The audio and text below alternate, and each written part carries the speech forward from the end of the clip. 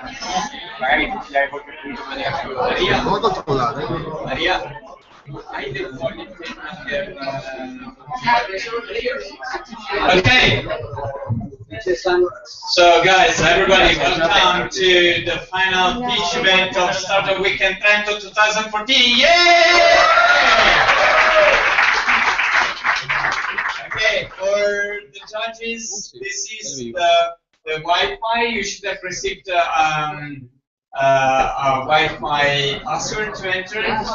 And for everybody, remember we are battling with other StartUp weekends. In particular, Torino that is apparently actually fitting much more than us. So remember the hashtag #SWTrento. Okay. Right. So I'll go through a bit.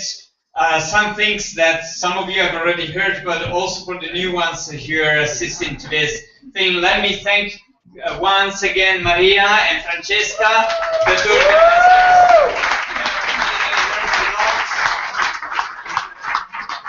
and they worked a lot throughout all the weekend as well. So thank you again.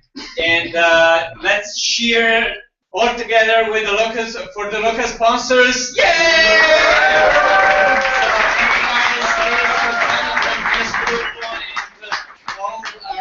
Sponsors that you've met through the apples, La Trentina, through the biscuits, Sosi, and the Google Development Group Trento, and that you've seen also the printed material was offered from some contributing sponsors. So without these sponsors, we wouldn't be able to do this weekend, right? So I'm keeping the price low for a lot of people and students in particular.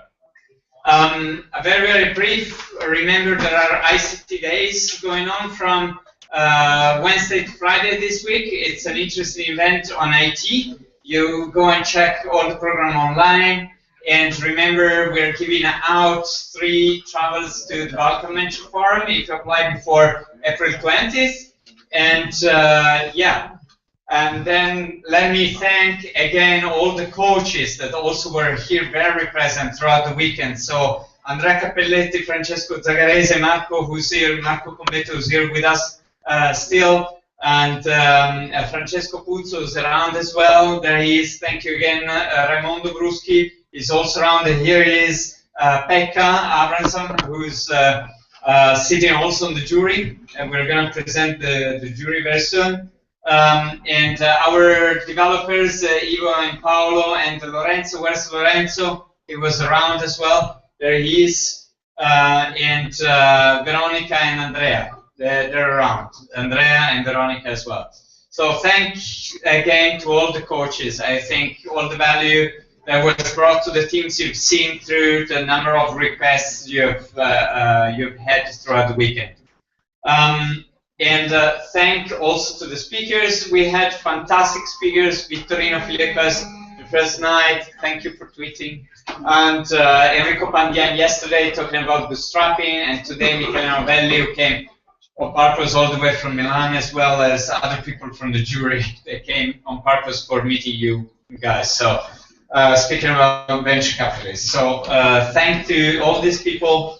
And before talking about the mission, I'll go through a round of self-presentations of the jury members. So let's start from Andrea and come this way. Let's stand up, say who you are and your competencies, please. Thank you very much to Trento guys and to Tom also. It is very interesting to stay here with us. And okay, we are a business angel of Trento. We are part of the association IBAN.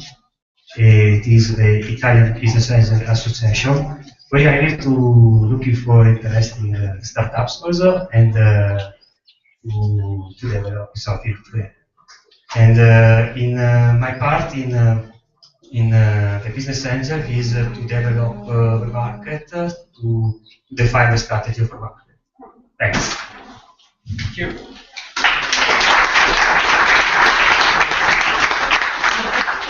Welcome to everybody. My name is Michele Curti. I'm a business angel, member of a Trentino network, and I'm an IT advisor and an IT manager. So welcome again, and thank you to all of us. Thank you, Michele.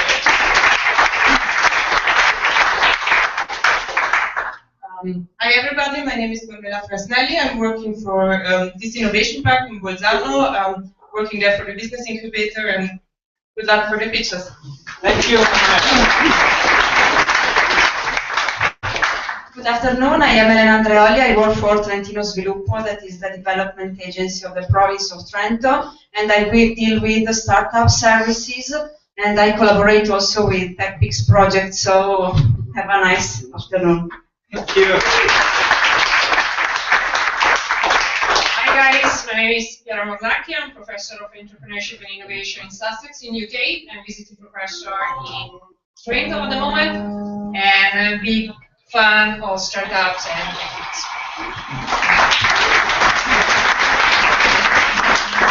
Hello everybody, my name is Franco Romana. I'm working with H Farm. I'm mentoring several startups over there. Good luck. Cheers to all. My name is Pekka Adamson. I'm a startup professor from Bolzano, and I'm also representing Finnish money. So there are investors in Finland who are interested in this region, and they want to set up a software incubator. And so I'm acting as one of their agents. So I wish you rock and roll. Thank you.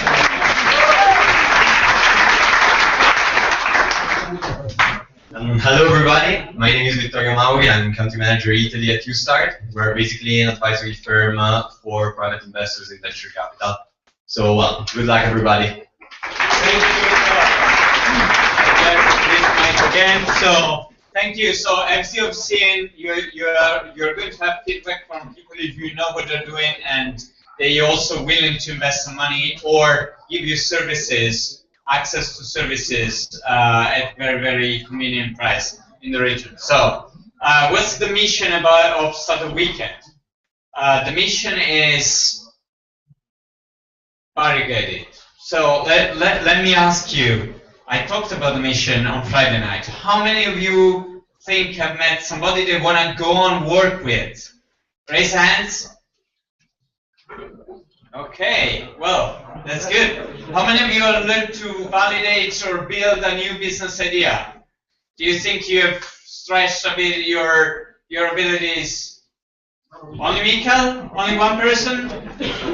Okay, don't be shy. All right, that was 10 people. How many think I've learned how to present an idea a bit better? Okay, that was big. Okay, that's good. How many want to quit their job now? Okay, that's be ready for that. I mean, think well about that. It's a big step, but it can be very important. As Enrico,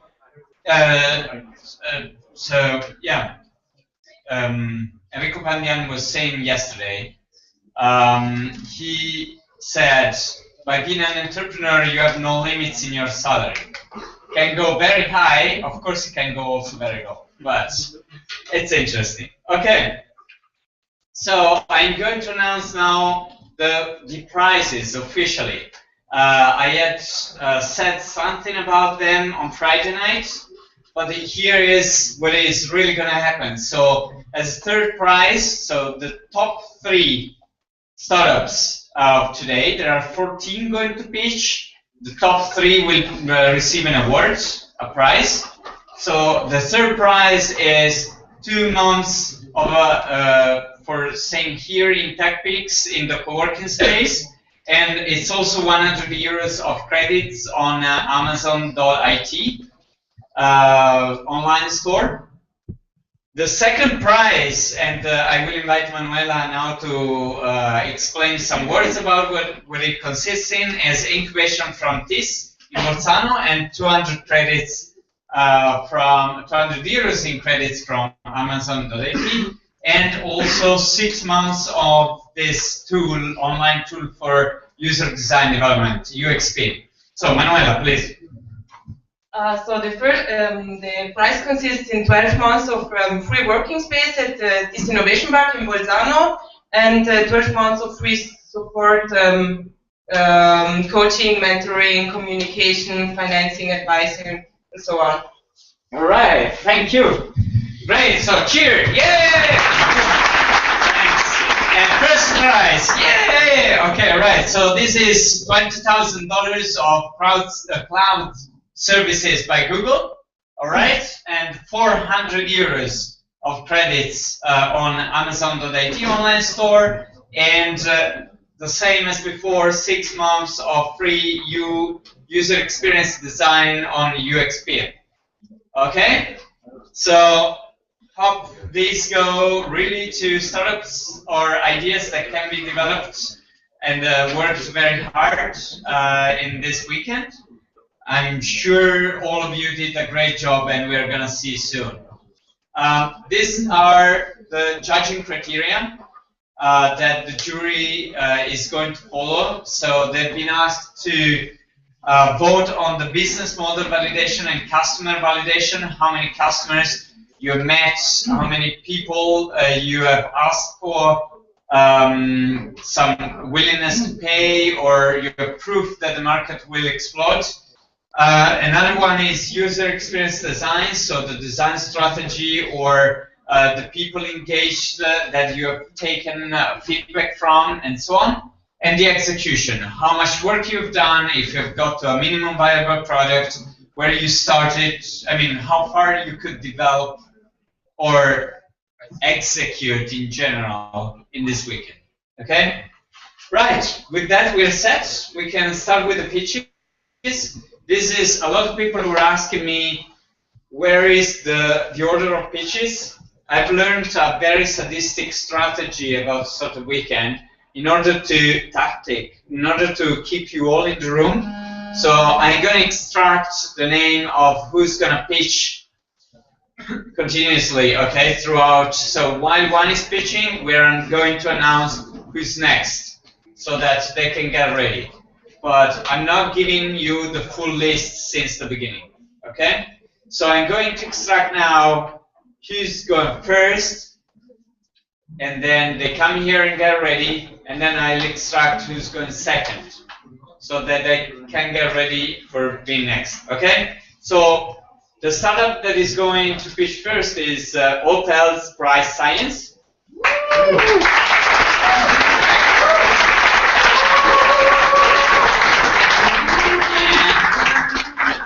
Thomas gets ready. Right, thank you. The laptop.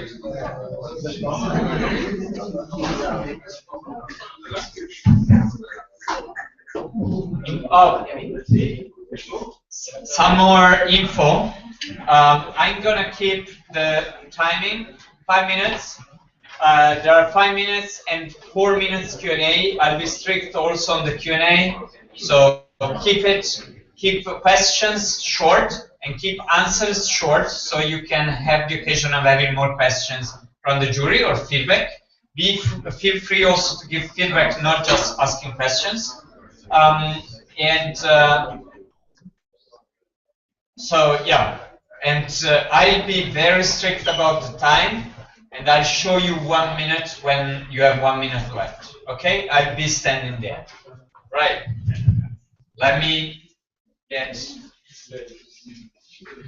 the mobile is over there with all the tweets.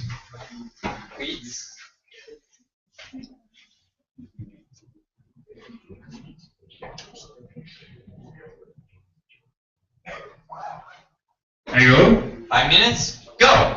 Okay, good afternoon everybody and welcome to Trento. So I'm Alessandro and I'm going to present you Hotels Price Science, and we're going to talk about hotel industry. Pretty big number, huh?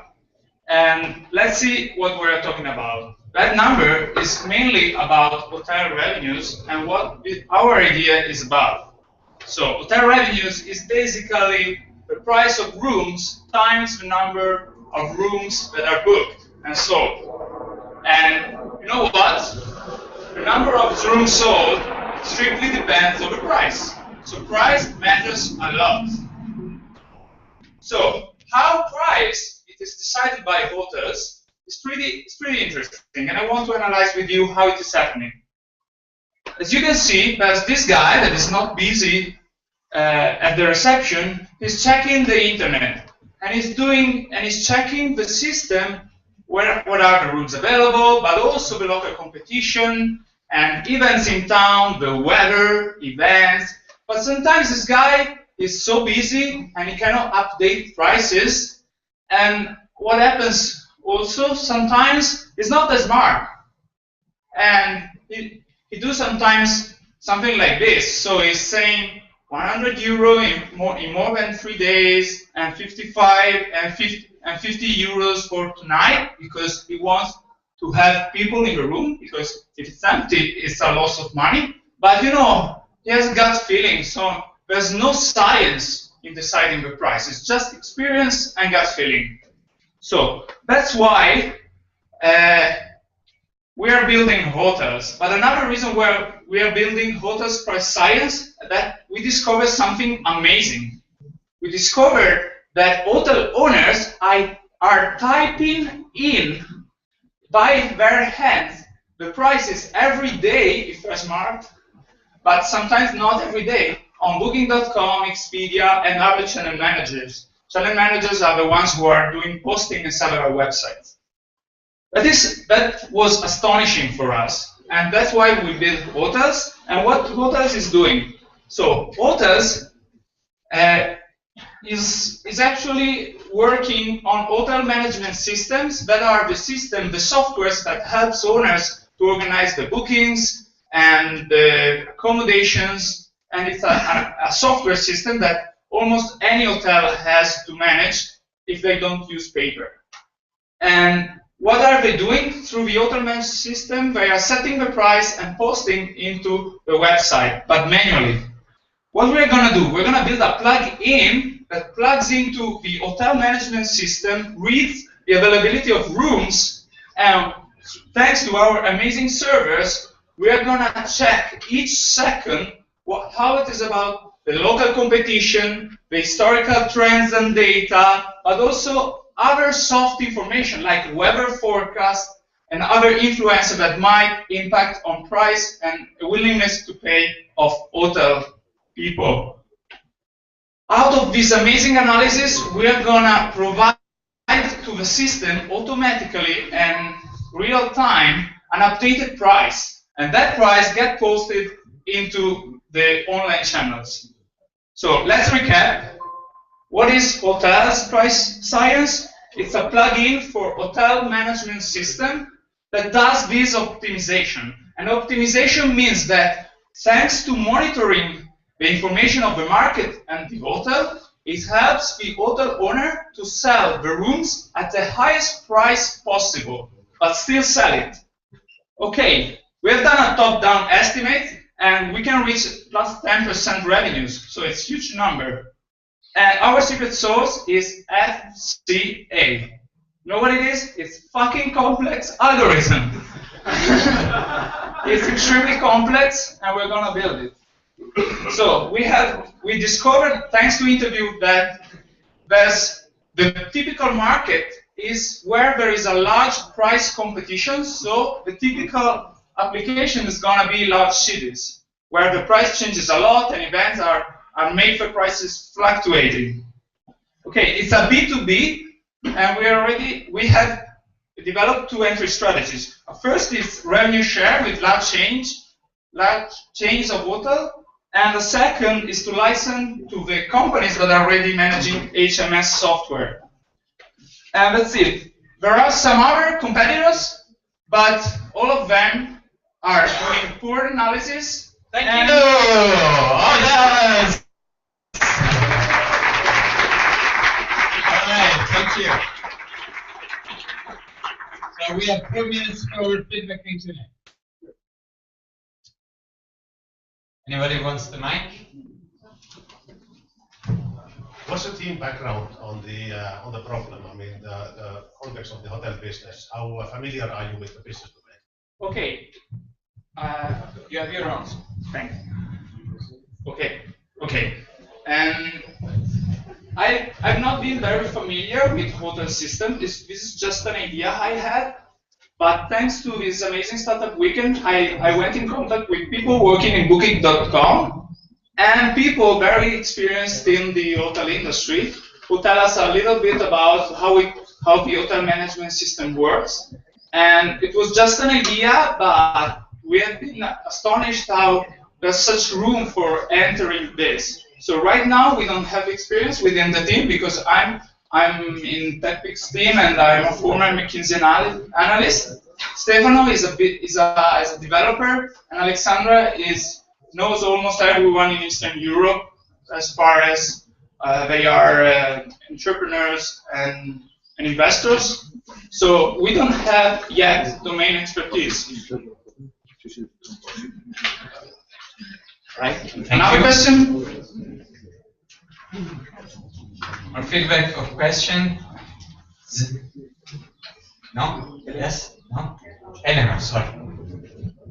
What about the competitors? Okay, sorry, I miscalculated time, but there are competitors who are doing this kind of analysis. We went through a little bit the tools, but the analysis were not that good. It was just showing up competitors that didn't fit exactly the profile. And most importantly, the competitors are not suggesting the price. So what we are going to do, once we have built the trust of the hotel owners, we're going to be the one updating the price each second. So once we prove that it's working, we're going to do that, and nobody's doing this now. How do you know that your system is going to perform better than the manuals entering? Demonstration, evidence, data about that. And is this consistent also with your entry strategy about licensing? I agree. Okay, we've done some interviews. For example, we interviewed this guy, and he's an owner of an hotel in Trentino. And he told us that 25% of bookings are from online channel, whereas all the others are from tourists, from German tourists coming down with the bike.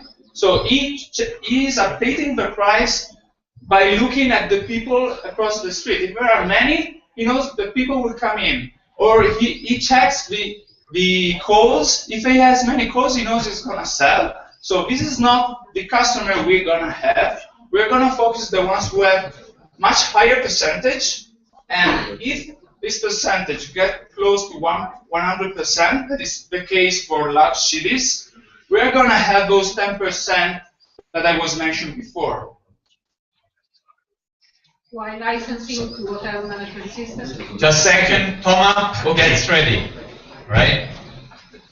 Thanks for repeating the question. And while licensing, because we need to have a very we need cash, so we cannot go door to door to each hotel. So by going through license of the software house, they know already who to talk with if we and they want to sell this kind of software. So it's a very convenient way to enter the market and scale it up. So.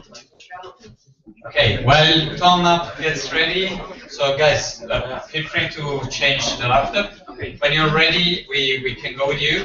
The next in line is BizNQ.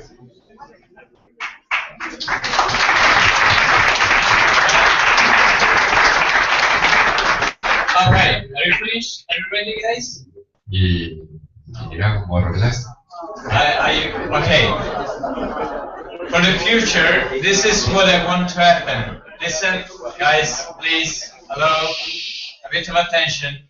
So this is what I want to happen. The guy doesn't need to go down, right, until the next team is ready. When they're ready, we stop and we go on. There was space for one more question, but it's fine.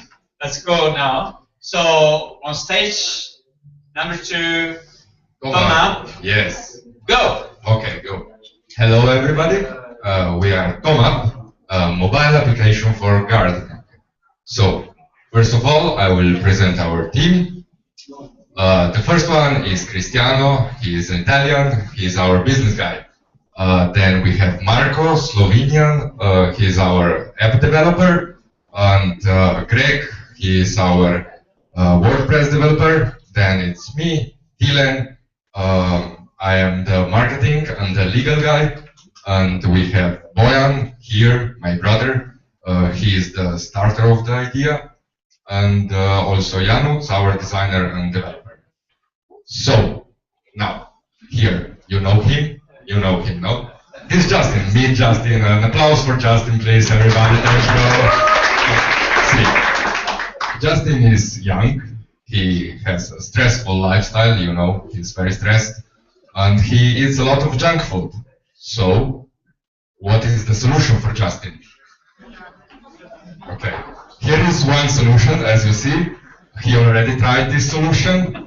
This is not as successful as a good solution. Wait.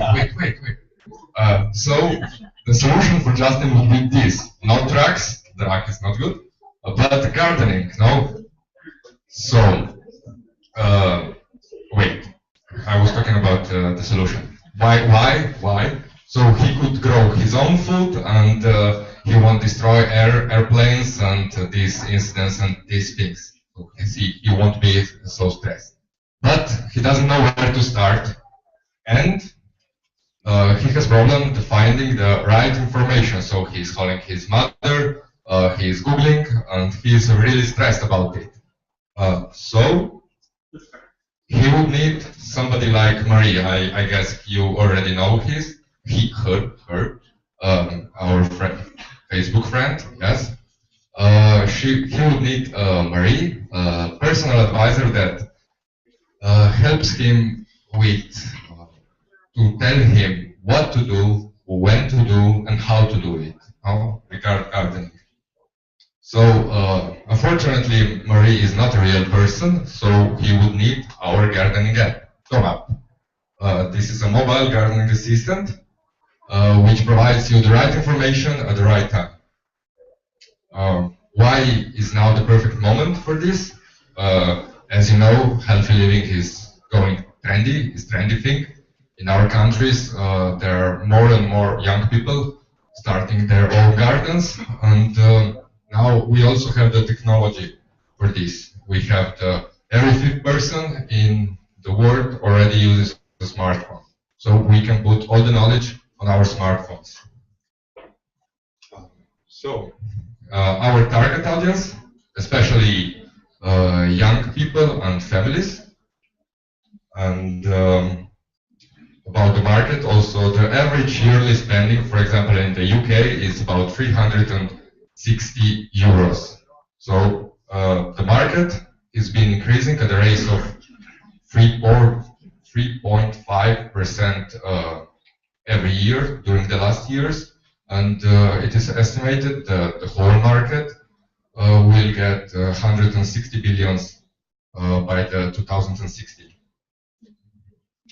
So our competition, there are already existing apps and portals, but either are they only simple and they give only basic informations like tips and more or less tips and reminders, or they are hard to work with.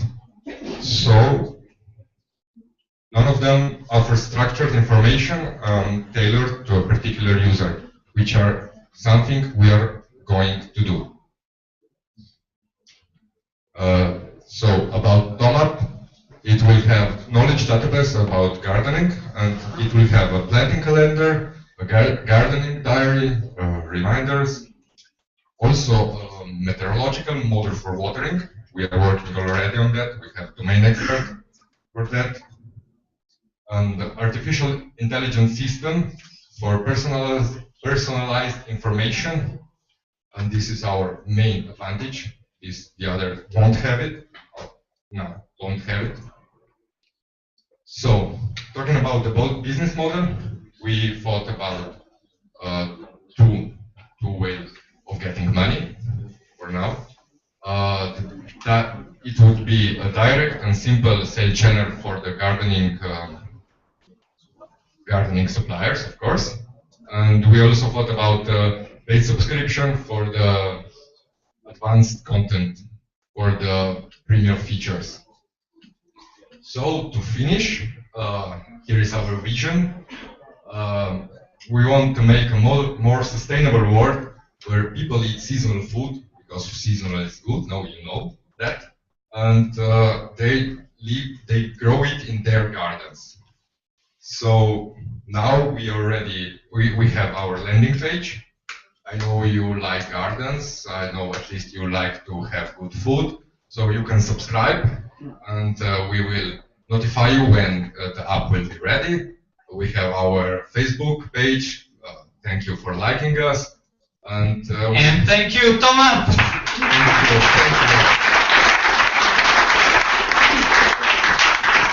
All right. So questions, feedback. Yes, Vittorio. So we are more in the team. So I pass this to my brother, so he will answer. Okay, yeah, I guess I'm kind of anticipating the other members of the jury.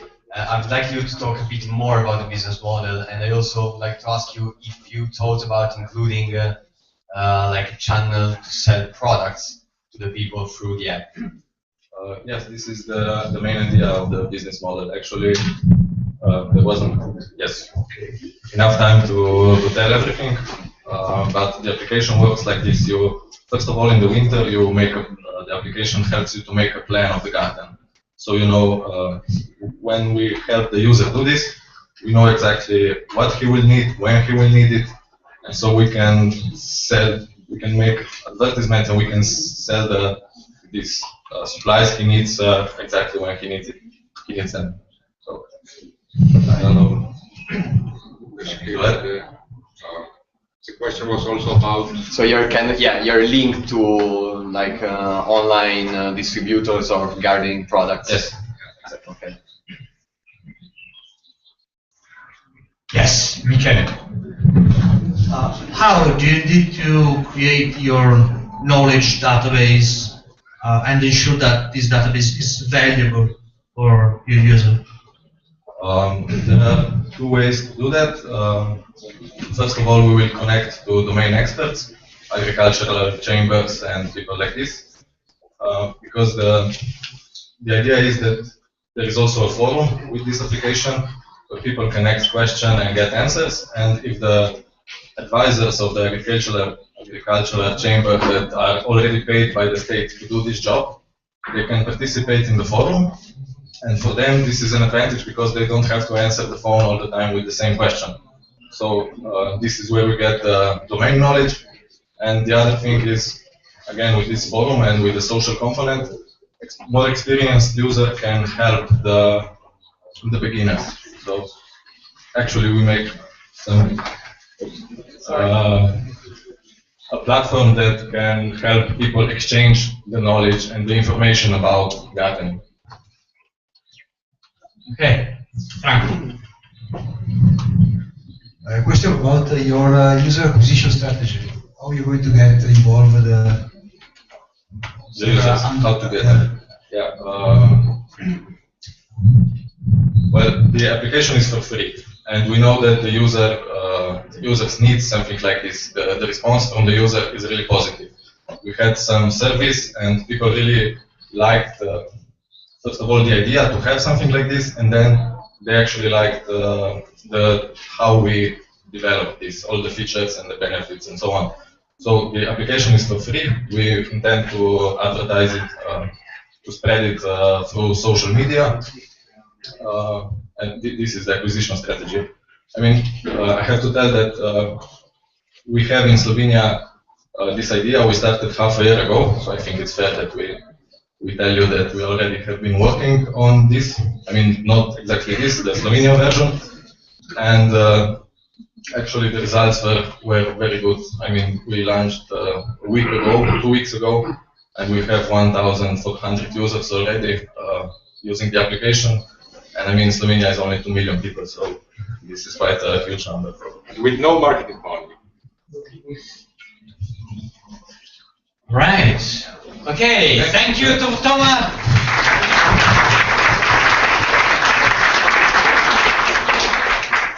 Okay, next on stage is BizNQ. And coming next will be Labor. So Labor, get ready. Who's Labor? Raise hands. Yes, you guys get ready. Thank you. Hello everyone, can you hear me? Okay, let's go. So, I've been working in many projects, NGOs, startups, and one or two businesses before as employee. And I've noticed in all these things, one, which makes them successful or breaks them. What can it be? Let me hear some answers, please. Modernization, people, business plan. Yeah, all this can be. But one is most important, and that is people, either leaders or employees. And we have this statistic saying that the leaders or the employees are influencing the growth or decline almost, mainly more than 70% there. And then the question comes up, how the hell do I deal with it? By creating engagement, motivation, and satisfaction in the workplace, so they can be stronger motivated and be a better workforce. And the statistics say that 78% will be more motivated, will work harder, and they will stay more in the company if they are appreciated and if they are recognized for the things that they're working on. They receive recognition. And it's not about financial recognition, but more about non-financial incentives, as you can see here. And 65% of the people say that they are not appreciated in the workplace, and 79% of the ones who are quitting their job are saying that they're doing it because they don't feel appreciated there. So we came up with a solution for that called Thank You. The way to appreciate people and thank the ones that you work with. And this is the prototype that we've been working from scratch since Friday. You can see here, like the user, the company employee can log in. You can see a dashboard with all the users, the employees. You can go to their profile and appreciate them with a nice adjective, with a comment or a recommendation. And now we'll show you how the MVP really works. Please use them. Okay.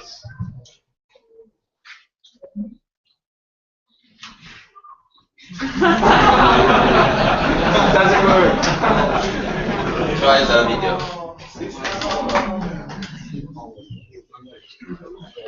So you thank somebody, and then you are on the dashboard.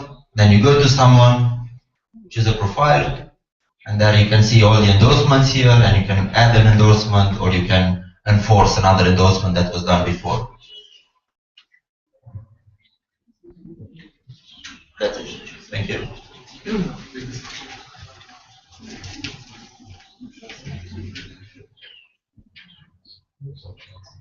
Controllare.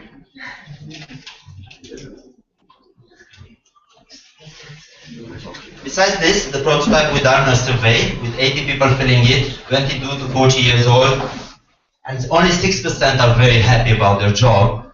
And the perception is that they tend to show more appreciation than they receive. And only in private conversation or team conversation, never, really not a lot in public. And you know what it says, that when you praise someone, when you appreciate someone, do it in public. It counts much more.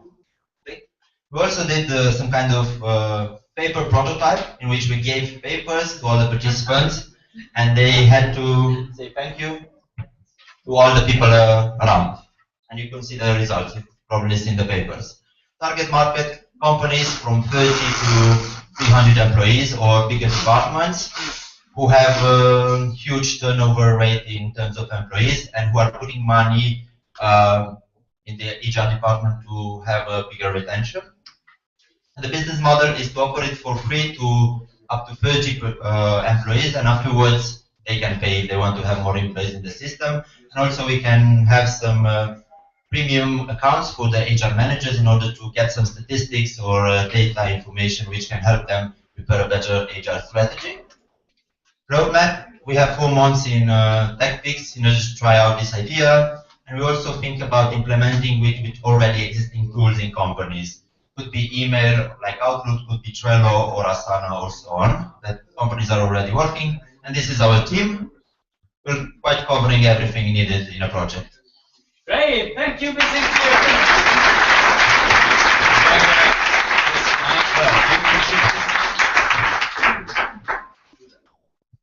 Right. Questions? Oh. Does it work? Yes, it does now. All right. You were talking about the survey. Did you also ask any companies if they're interested in? So I didn't get it. We had a consultant who has experience in working with many companies that did something like this before, and she advised us, she gave us all the data that we could use. But we didn't ask companies except our friends who are employees. Right. More questions? Andrea. Right. Competitors and the difference? Yeah. There are competitors. Mainly there are all kind of methods through which you can increase the motivation, like offline methods, encouraging like the attitude in employees and leaders attitude. But the problem is that when you're full with tasks and you focus on the job to be done, you kind of forget about this attitude. It fades away, and this tool can remind you to do it daily. There is also a few other tools like 7Gs, which are much more complex and used for employees management, but not only in satisfaction, engagement, and motivation, but also planning a lot of things. Right, sorry. More questions?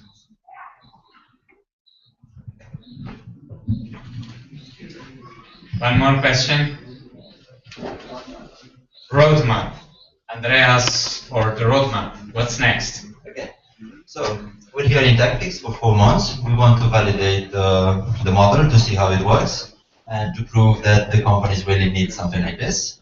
On the other side, we will investigate. We didn't have time to do it during this weekend. We'll investigate how we can complement with other tools which are used in companies. As I said before, Trello, Asana, maybe Outlook, or a few others. To build some small plugin or module which can integrate in order to not to have the overhead of using another tool in the company. Because we've noticed that it's a big issue in companies to have one more tool, so we want to make it smoothly. And this can also be a user retention strategy, user gaining strategy. All right. Any more questions from the jury? So, well, a big thank you to please thank you. All right. So, Labor. All right. We took less time from the thank you, so I didn't call for you to get ready, but another thing, please everybody speak in the mic because there are 15, 20 more people in the other room listening to us, so we need to use the mic, okay?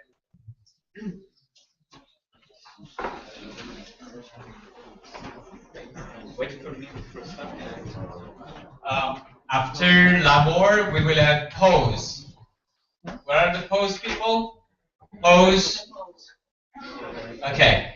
So guys, get ready next, okay?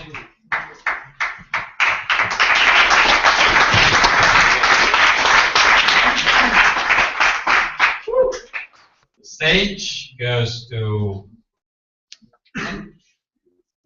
Labor. 5 minutes from now, Labor. Hi everyone, I'm Marco, he's Giorgio, he's Alessio, and we are here presenting Labor. So I want to start telling you a story. Since I was a child, I could observe how my father, this micro handcraft employee, this Arabic layer, this kind, has organized itself. It was totally disordered way, and everything is still paper-based. I mean, the relation between employer and employees are still paper-based. Everything, the labor hours are still right on paper. So we understand that there is a need, and this is not the need of just my father, but in Italy, just in Italy, there are more than 800,000 micro handcraft enterprises that have the same problem.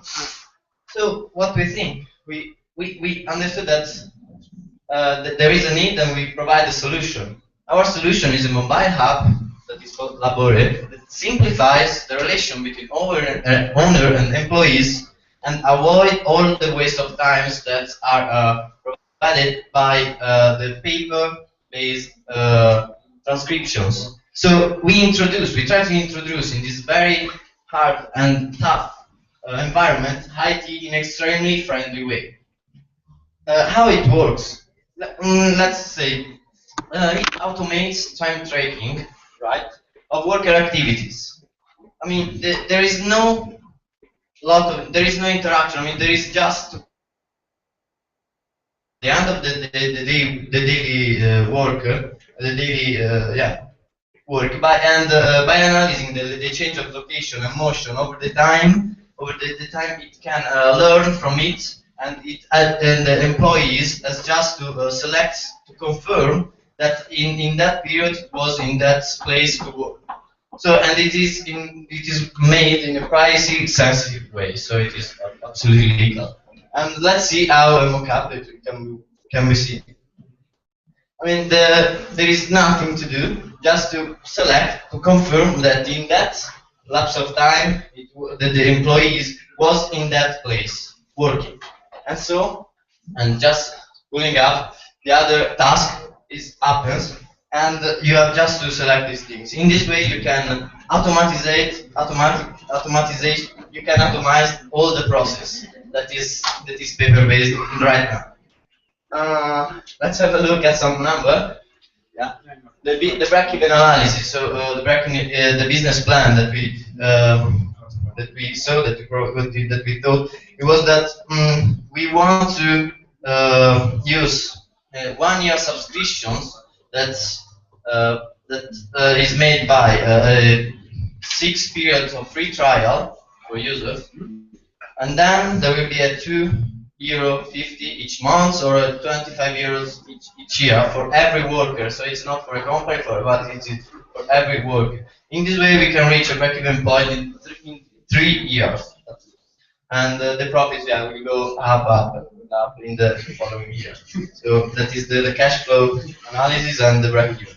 What about competitors? Well, one of the reasons because there is no innovation in this sector is because all the software firms that are actually in this branch of economy provide software that are really tough, difficult to use. No one of this kind of entrepreneur will use it, and never, because let's have a look at how they try to manage this system with ERP, very, very difficult. And if we look at hub competitive hub, they are, I mean, they say that they are simple to use, but actually there are a lot of interaction for employees. And so, what is our step up? What is our competitive advantage? Is the facility of use. There is no interaction. What about communication channels? We thought about association of workers because we think that direct communication with this kind of people is very important. And at the same time, suppliers like insert the advertisement in the catalog of the supplier is very important. Still, by word of mouth, because in this sector there is a lot of communication between them, and also with a bit of web and social advertising. What's next? We saw opportunities in Labore, because yes, it's true, this is the field that now needs this changing. But if we think about every one of us, like professionals, like freelancers, like consultants, every one of us needs to be tracked. We needs to be to have the labor hours tracked by information technology. Less stress on managing labor with Labore. Thank you.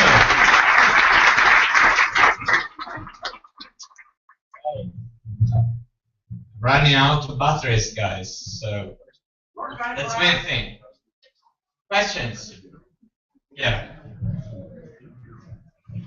Give me an idea. You show what is your overall market, is micro enterprises in Italy, but give me an idea who you're going to approach first and how you're going to build up your customer base and some strategy to go about it. Something concrete. Okay, not everybody. In our team, there are many of us that has a lot of experience in the field and a lot of network contacts, direct network contacts. The field of what? The artisans and all the, like his father and all the Yeah, I mean, we thought that, I mean, these needs, it's for artisans, yes, it's true, but like Giorgio, that is a freelancer, said, yes, but I need something like that, because I need to put my labor hours and then, I mean, to have a salary bill. I mean, it's something that everyone of us needs. I mean, something very easy to use. And how to reach the customer. I mean, I know that in this field, artisans, very practical fields, it's very difficult to enter with IT. But if we present something very simple to use that can actually change the way they work. So instead of using paper, using IT, but in a simple way, I think that this is the way presenting it. Yeah. We think to start with a pilot of 100 or 200 that are the network we have actually. So this is the first move.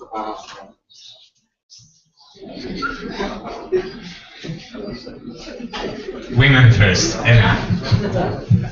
At which stage are you, and how far are you from this pilot? So this group is was born today in the weekend, so we don't have an idea about this now.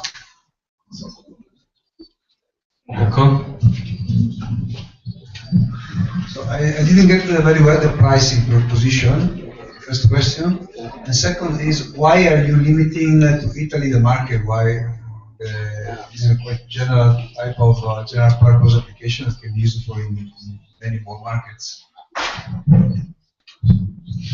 So the pricing idea was €2.5 per month or 25 euros per year. And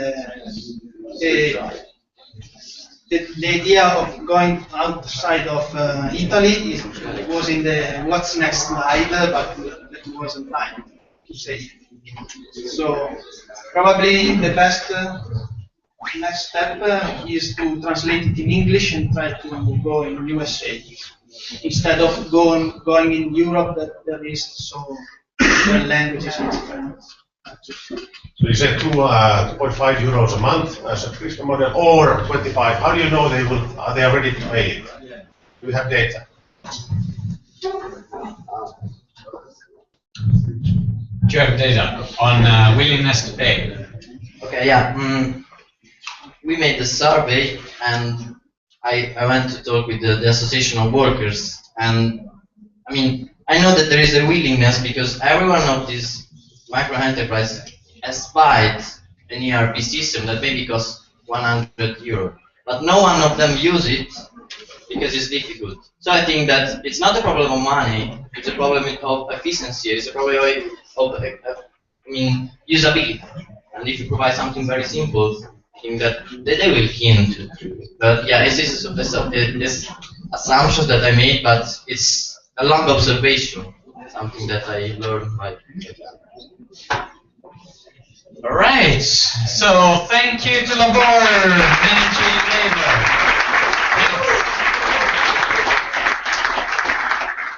So next on stage, Pose.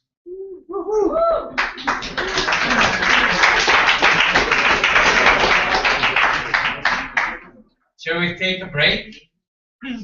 Well, you should. Okay, Pose, 5 minutes, go. All set. Okay. You know the feeling when you are in front of your computer, all focused. You get to be so concentrated, no interruptions. You get to feel so productive. You know the feeling. Well, we think that all this work is not good for you. You are not built like a robot. If you do this, what's going to happen? You're going to be thirsty, low energy level. You are going to have some back pain. Your body was built to be interrupted. So here comes pause. Now, what will happen is that our mobile app will randomly interrupt you throughout the day, but not with the bad interruptions that you're thinking, like Facebook and email and Farmville. No. We have good interruptions. We have 3 categories. We'll have health interruptions, you get to do some stretching, you get to eat an apple, you get to do some meditation, of course. Then we'll have social interactions. Call a friend, kiss someone, or plan a trip with someone. And fun interruptions. Take a selfie. We all love that. Take a day off. Your boss is not going to love that. Or plan a beer with a friend. So this is all fun, but we needed to know how would people react to interruptions. So we did a video during this weekend to see how would people react when they're interrupted by us.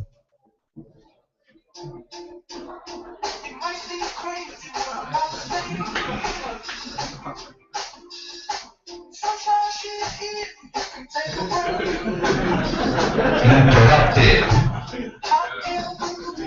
Take a pause.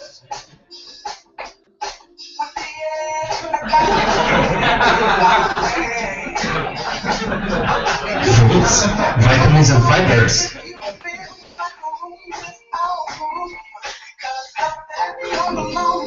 Now.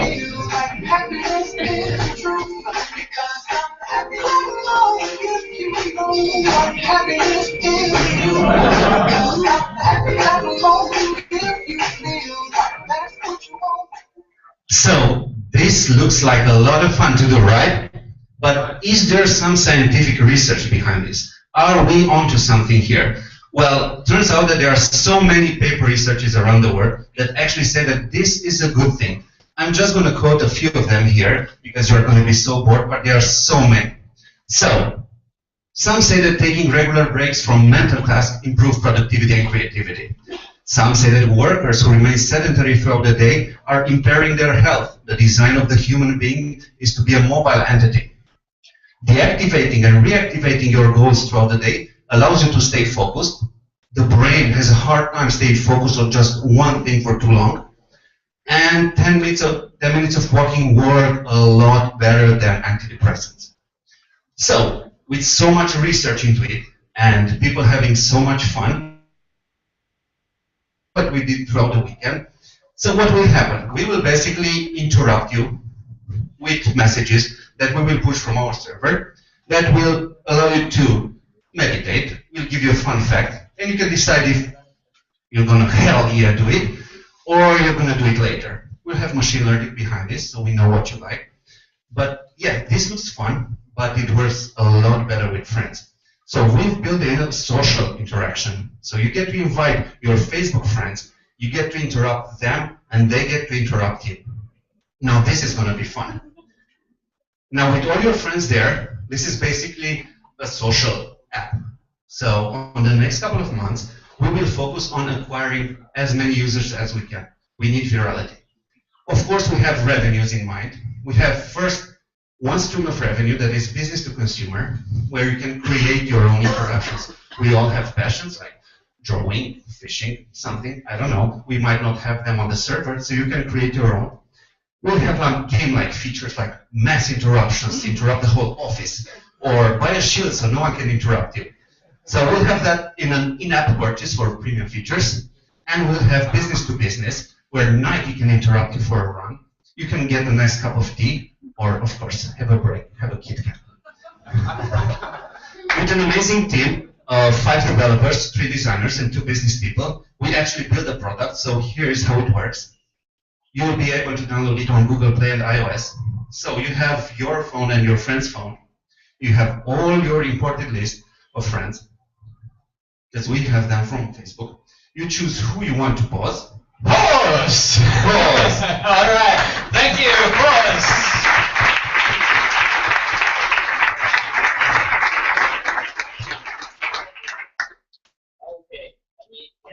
Pause received. Questions? Yes. Okay, let's start from Vittorio. Okay, mine is just one. Mine is very quick. When did you start working on this?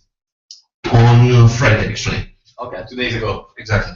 There was like no planning. It was like an idea that I had in the back of my mind, just stressing people with healthy poses. But yeah, this just came out of it, and we actually got, like, I think the most votes on Friday. Okay, what did you get done during the weekend? The mobile application. The Android application works, the iOS needs a little bit of tweaking. So the Android application will be live on Google Play in a couple of hours. Okay, right. Yeah. We have one from Andrea.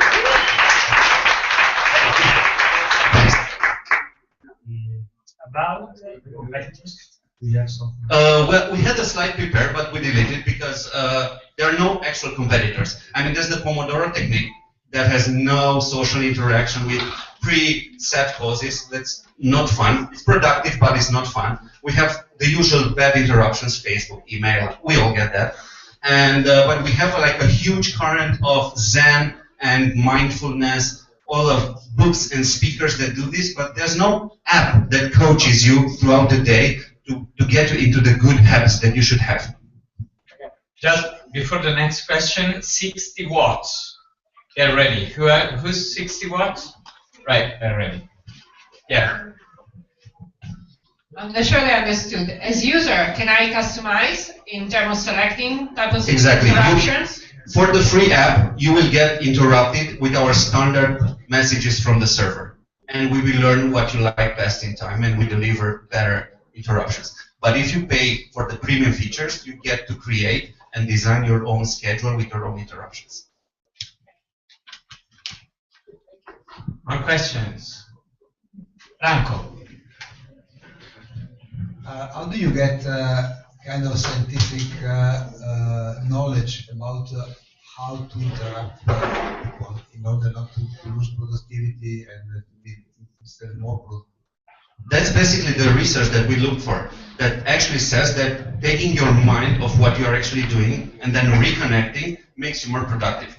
What's your knowledge about this field, about reading this? My personal knowledge is just reading Zen books, trying and applying this into my daily activity, talking to friends about it, and actually started out like a fun project. And I was sincerely amazed by the amount of scientific research that confirms that this is the thing to do. This is a bit contrary of what we might think, that we should be little robots, but actually the science says that we would better be healthy than little robots. Any more questions from the jury or feedback? No? All right, so we thank Pose here.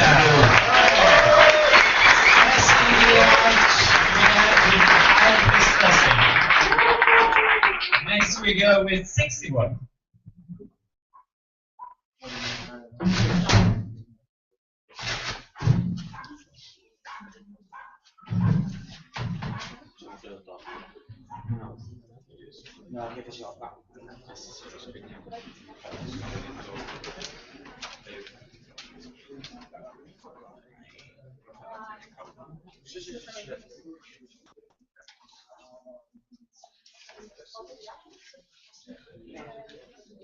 So 5 minutes now for 60 watts. Which one? So now, go. It's working? No, it's not working. It is. Yeah, sure. No. Red light. If you switch it off and on all the time. On. Hello, hello. Oh. Okay, so Thank takes a you, while. sorry. Hi, I'm Yasmin from 60 Watt, and I love kidding with my friends with memes and joking with them. I don't know what's wrong with you. My voice, sorry. Starting, I was at the point that I like joking with my friends, and that's why I came up with 60 Watt. It's making fun about your. First of all, You're electronically unfriendly. Yeah. So, who of you know what memes are? All right. Oh yeah, nice. Geeks over there. Memes are the most popular way of making fun by images within the internet culture. It's basically based on jokes, on stereotypes, on weird and strange situations, on famous people and so on. For example, as the Oscars were some not far away, there's the winning selfie with all the Oscar winners in it. And the parody that appeared some minutes, hours later on the internet was about Leonardo DiCaprio not even getting into the picture of the Oscar winners. That's the trend right now, but it's evolving, and the new trend is to make jokes about your own friends, to make personalized jokes, building the memes on their pictures. For example, in this case, my friend posted on Facebook his graduation selfie, and I edited it and replied with this meme, and the result is like 30 likes in just 1 hour. The problem right now is that creating the memes on your Facebook friends' pictures is really time consuming, as you have to download, edit the picture on your computer, and then upload it again. So that's why we propose this solution, an application, Facebook application, that permits you to choose your friend's picture, edit it on your device, on your mobile device, create a meme in some few seconds, and invite some friends to see it. That's basically what we did during this weekend. We have now a working MVP, and this works. It works really simply. You choose the picture from your friend's gallery, you create a meme on it with the editor, and you invite your friends by notifications to see the nice work you've done.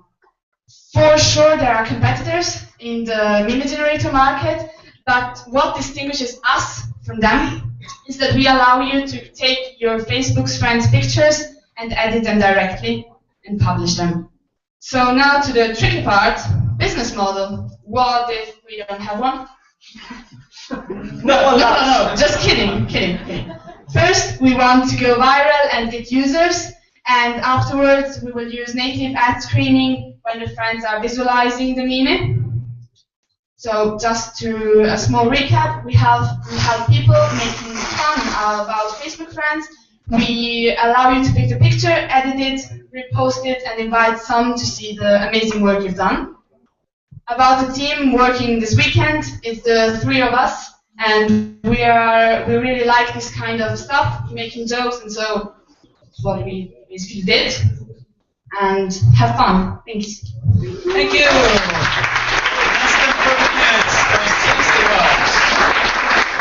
So we have 1 more minute for questions in case. Let's go. That's why we chose That's why 60 watts. It's because of the well-known meme. What?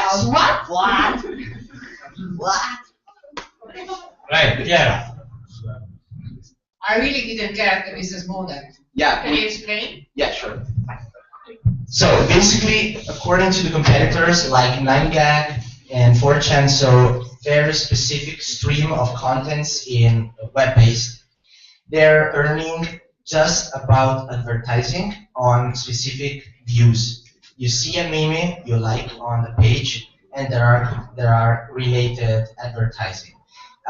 We read an article about 9gag, which participated to Y Combinator accelerator. Also, they're earning 50,000 euros in every 6 hours just by advertising. So basically, we are going.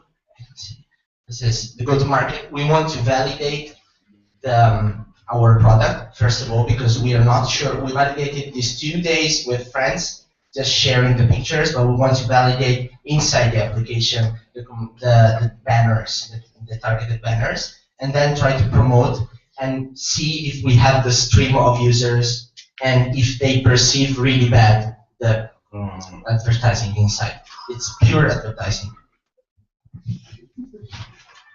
More questions. Pure advertising. More questions.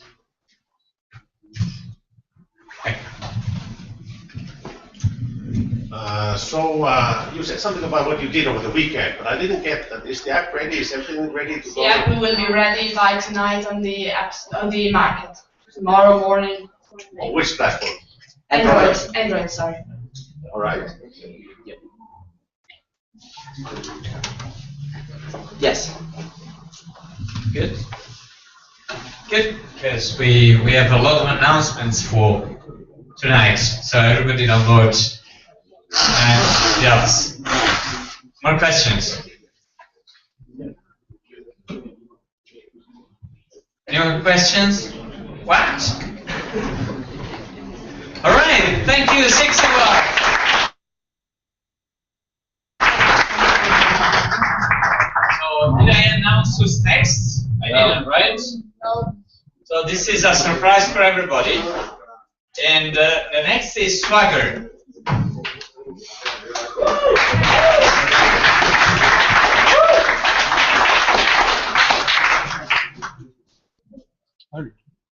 With Alessandro. With Alessandro.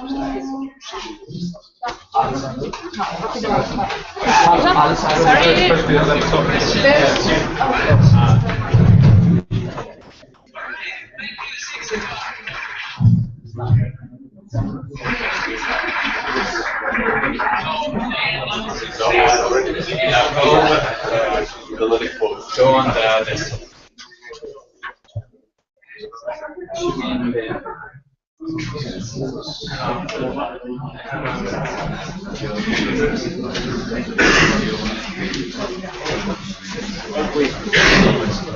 So after Mimi's Swagger, 5 minutes.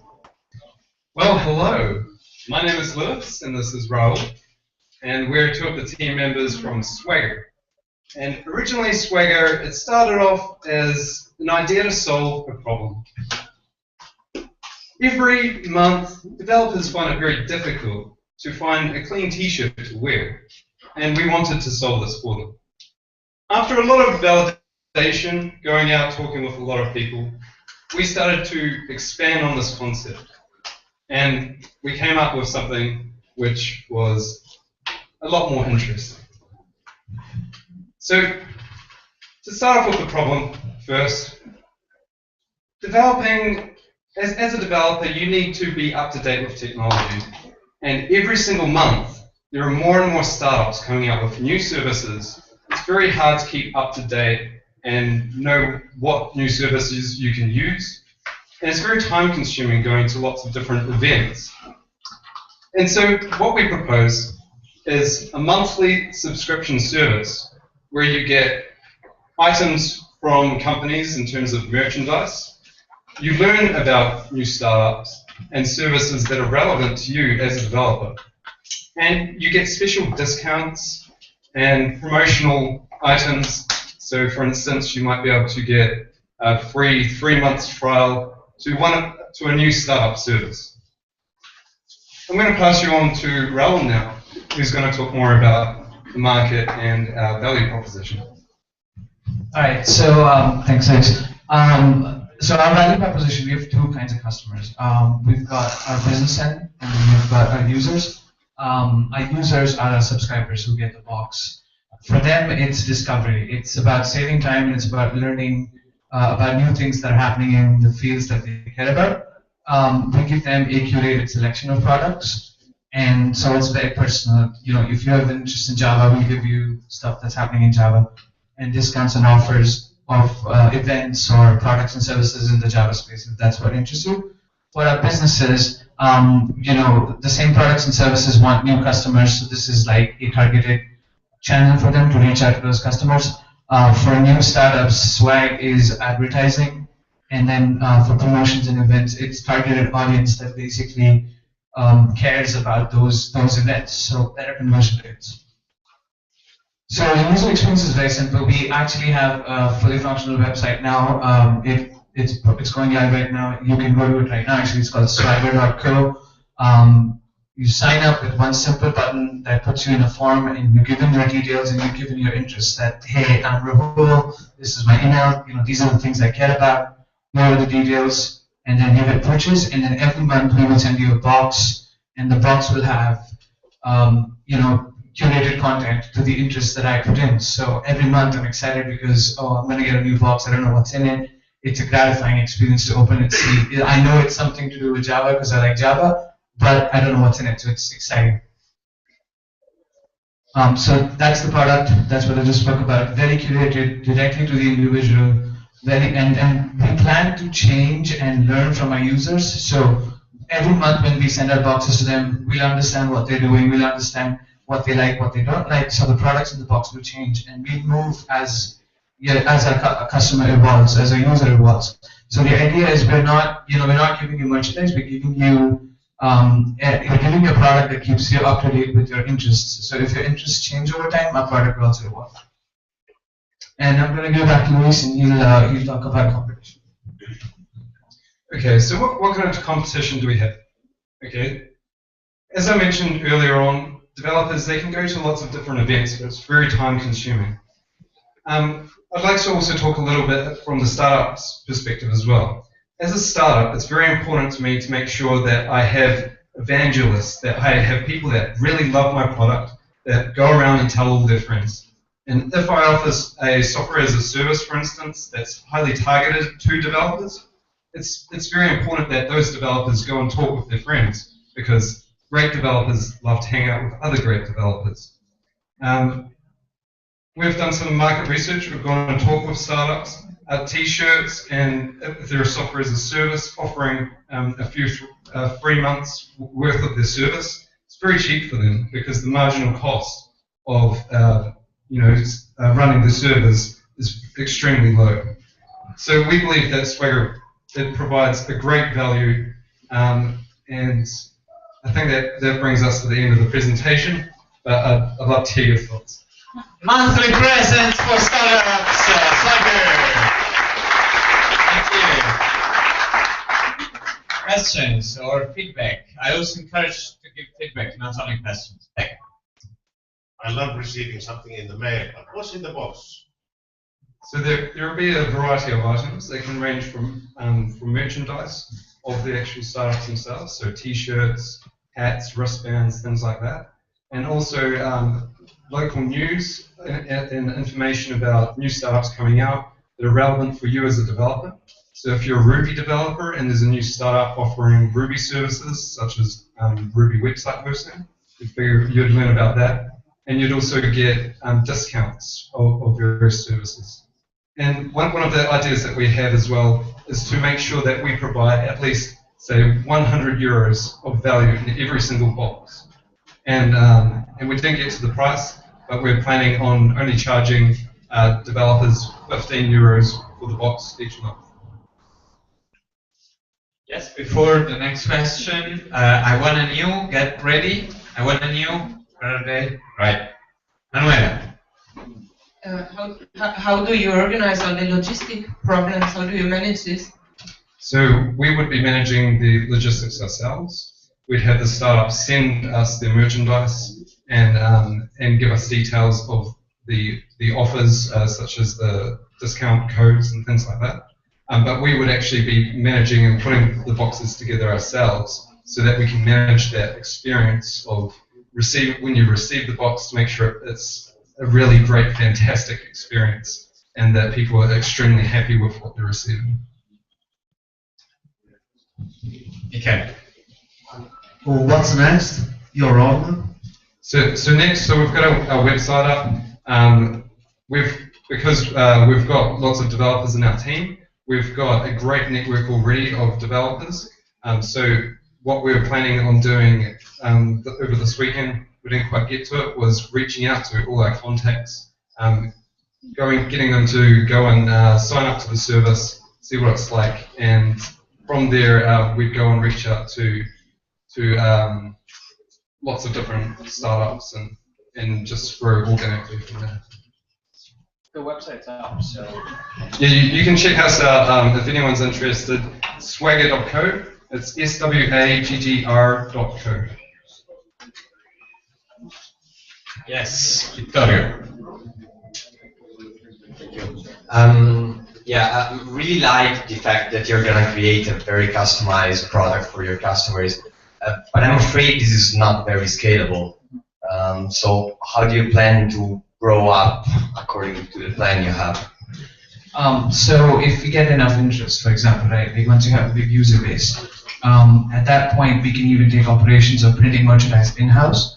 So if we have a lot of partners and we realize that we're getting a lot of boxes shipped out, and we understand our own demand and supply because we know how many boxes are going out every month, then we know how many t-shirts of a particular startup we have to send, or how many coupon codes of a particular hackathon we have to send, which is happening in a specific area.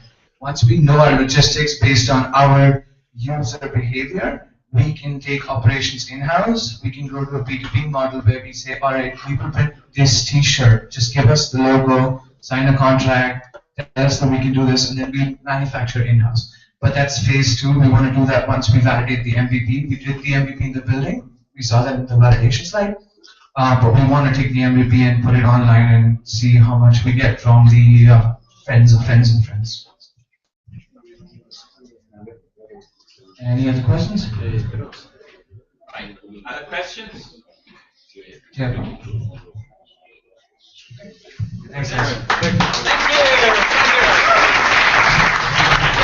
Customization some more. Tucker. So on stage now, I want a new startup.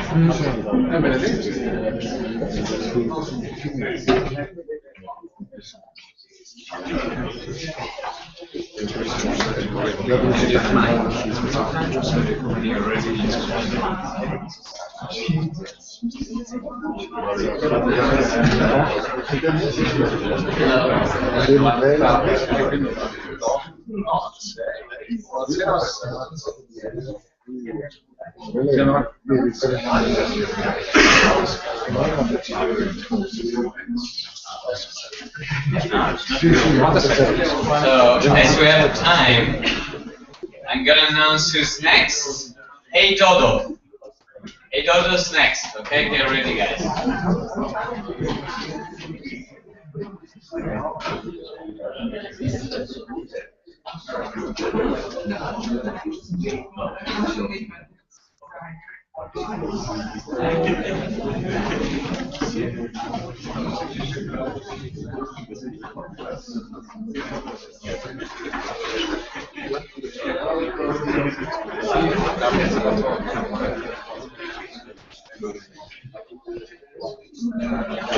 Alright.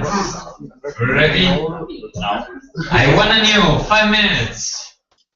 Alright, welcome everybody. Thanks for coming here and listening to us. Where's my team? Here we are. Yeah, here's my team and there are a couple more guys. So if you're gonna ask tough questions, they're gonna deal with you. Right, and we are one new. It's a brand new company and we're fast and fun. So let me introduce the story. The thing that it started from, and we made an observation. Oh, hi guys, how are you doing? Okay, nothing special, and just, you know, something regular. Okay, well maybe we're gonna do something. Yeah, let's take out our phones. Okay, what can you see?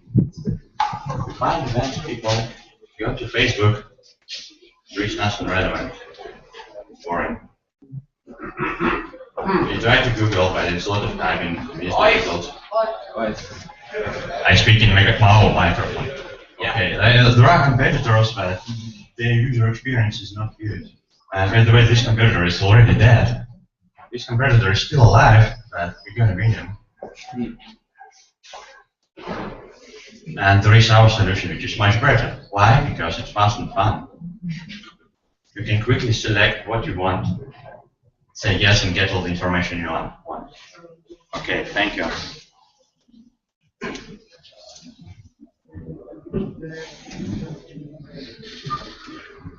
Well, what's our solution? How are we going to win the market?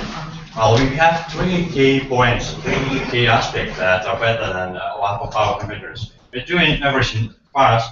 That means a quick user experience. And we have great content, and we make preferences for the media. We don't like text, so we show big and beautiful images. And this is the key advantages of ours. The speed, it's fast. You simply press yes, yes, or no, no, yes, and then everything is done. How will we get the great content? Well, we have the schema, we have all the APIs, we have everything set up. I'm not going to describe it right now in detail, but then we're going to get great content. Video over text, well, if we compare these two alternatives, we have our solution right here, which is beautiful, and we have great beautiful images and some small images that you can understand, lots of text to read, that's boring.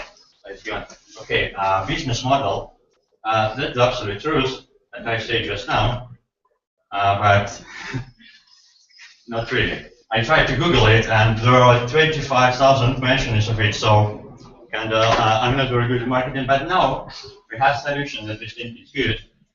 My viable product is in two components. It's about many good events and fun user experience. Remember, many good events, fun user experience. We don't suck, we rock, so you can read like this. Alright, we're not going to do many unnecessary things like registration, rating system, comments, hotel booking, flight lodging, blah blah blah blah, that's boring, nobody uses it. So we are relative to our other competitors. Okay, we are here. We are fast and we have great content. So the rest is not good. Okay, customers. Who are our customers? Those are the crowd that we are going to sell to. They are local businesses and they're related to events. They may be organizers or promoters. And we target them. Revenue streams. What are we going to sell in particular? What exactly are we going to say? Well, we have great service, great service for the end user. 1 minute? Okay, thank you. And the first component is happy hours promotions. You want more people during special event? Buy happy hour, and they will be there. And you want to be seen by end customer, the first option, you can buy it as well. Well, user base grows. What we plan to achieve in 12 months. Okay, great plans. 100,000 users, and in 6 months we're going to cover only Milan city, and in 12 months go over Italy. It's quite ambitious. Here, as the key point, it's somewhere here between 9 and 12 months we're going to start making money. Yeah, and the very last point, the key to our success lies here. It's yellow, and it's called marketing. And we're going to push hard, really hard, in order to get people to use it. And people are going to use it because we're gonna have them. All right. All right. What we want from you is your feedback and a little bit of cash. A little bit of cash for Ivan and you. Thank you. Feedback. Then they call for feedback. Okay, I'm a techie. Tell me what is inside your black box, because and none of you is really, what is your technology? Because what you are putting together is technology, isn't it? Yes, you're absolutely right. If you want to know more details about the technology, I'll take a minute and explain it in more detail. Please do so. All right, it's right here. Mainly, we have these API providers that all the data about events. So we got it, we have it. We can issue several thousand requests per hour, and we don't even need to pay for it. So we got it, but it's raw data, it's not processed. I got this. Can you explain to me why you will be able to do that? Why you? How can you do that? What are the technical components that you have, that you're bringing on the table?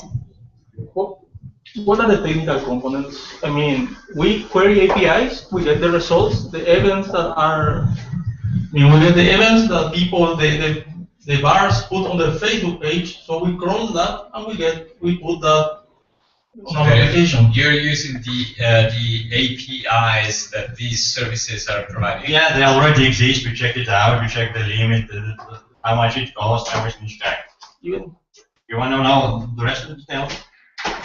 Sure. Okay. Have you heard about crowdsourcing? You can hire people for very small amount of money to do repetitive tasks. They're boring, repetitive, but people do it. And we're going to take this raw data about events and process them with crowdsourcing. So we can spend, for example, $500 a month to process several thousand of events. If those people are going to march pictures that are tagged, annotated, correct mistakes, do this small task for very small amount of money, like 5 cents. And then we get high quality content. That's right here. That's the formula, secret. Any more details? Okay. All right. More questions or feedback? Yes, Manuel.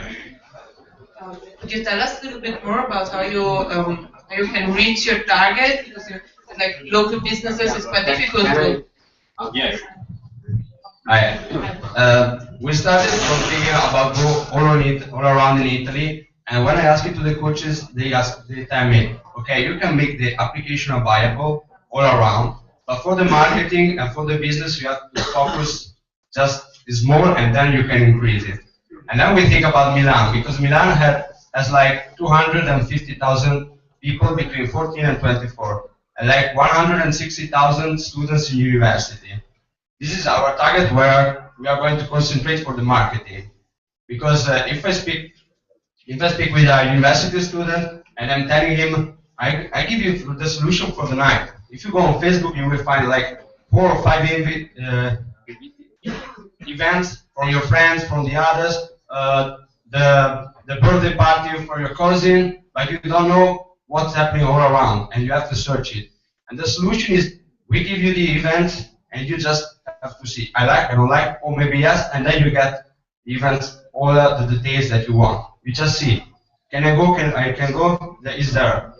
And so, the bar, for example, decide to do an happy hour. I want to tell to the students, we are doing tonight, how they can communicate to the students. Just say, I want to arrive a notification to them that have this application, and they have to pay for it. Like, you pay €50 and you're sure that this notification arrived to the university students around you. Okay. Yeah. They will get ready in the meantime that we can go on with feedback. Okay. All right. Maybe you said it, I forgot it. Are you going to launch this tonight in the Google Play? Yeah. For tonight? Yes. No, the technical part, I don't know. 1 month to be ready the product. All right. And what do you start with? What do you have in 1 month? We will have the Android app where you will get basically events from your point in an area of around 50 kilometers. You just watch them, swipe them, you get all the info. That was probably from the yes. And also, there is another part, that's like a flying part, Android. It covers 70% of all mobile users in Italy, according to statistics in 2013. Also, we'll have a web part, but it will be mostly related to those who are going to go online, find us, and propose those local event organizers who want to organize event and they want to advertise using our tool.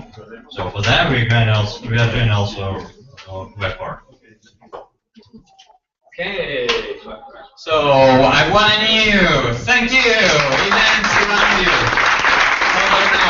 For events. So while Hey Todo gets ready, I'll announce who's next. GoPack.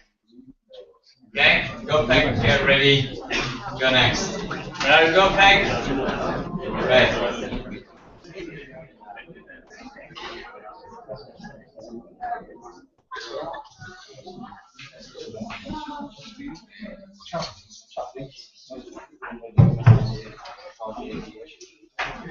Don't worry, we are twins, so you are not too tired.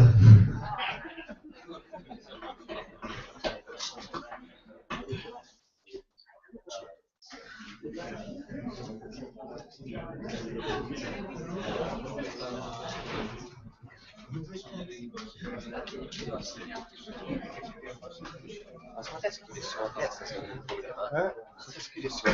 perché sono più esagerando. Chiudiamo.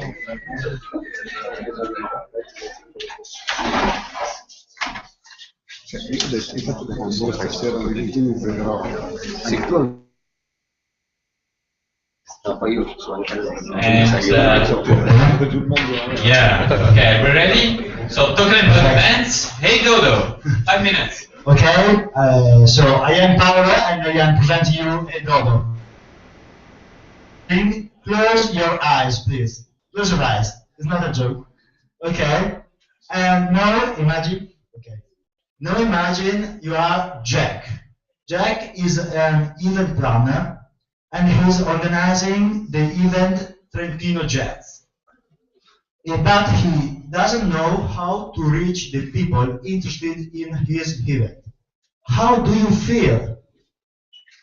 Open your eyes. And on the other side there is Mario. Mario is searching for something to do this Sunday, but he doesn't find something in Trento as someone can know. And is going to spend his afternoon all like this. So the solution is Edodo. Edodo is a social web app that allows the matching from events, from event planner and users based on people interests. We want to offer to event planner 3 services. The first is the selling of ticket online to get the prepaid, to have feedbacks and get build up a reputation, and to be followed by his fans. On the other side, there is Mario, and we want to offer to all people the possibility to save the keywords that correspond on your passions, and then get a personalized calendar with all the events you love, such as Trentino Jazz. We went out of the buildings and we asked to the people, would you use a service that informs you about the events you love? The answers are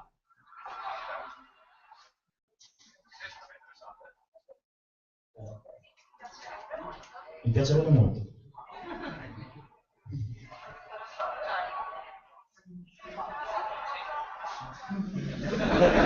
Great. But we have an acquisition strategy. We want to focus firstly on event planners, and with our network of event planners, we want to call them on our platform, offering them our free services, and then they call the user, the final users on our platform with the service to be followed by them. We want to gain from a free on ticket selling, and knowing the passion of the people from targeted advertising and selling the trend analysis of passions. Just a moment. Okay, we like the thing that our services are all tested. For example, ticket selling is tested by Eventbrite. The possibility to get a feedback is tested by eBay and other platforms.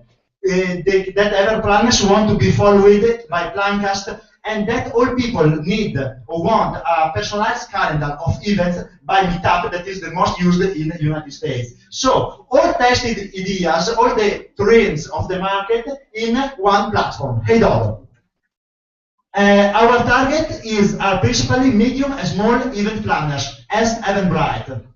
And Eventbrite, with this target and only with a little fee on ticket selling, now is valued, do you know, $1 billion. Oh my God.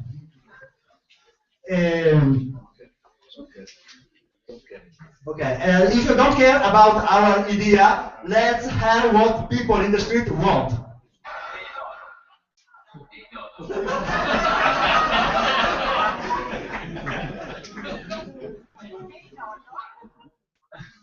So dodos became extinct because they stopped to fly.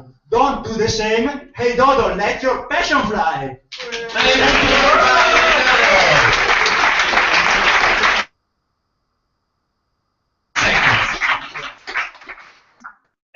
Okay, great. So we have more time for questions or feedback.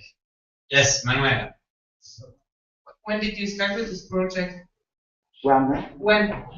Well, thinking about it in more or less in October.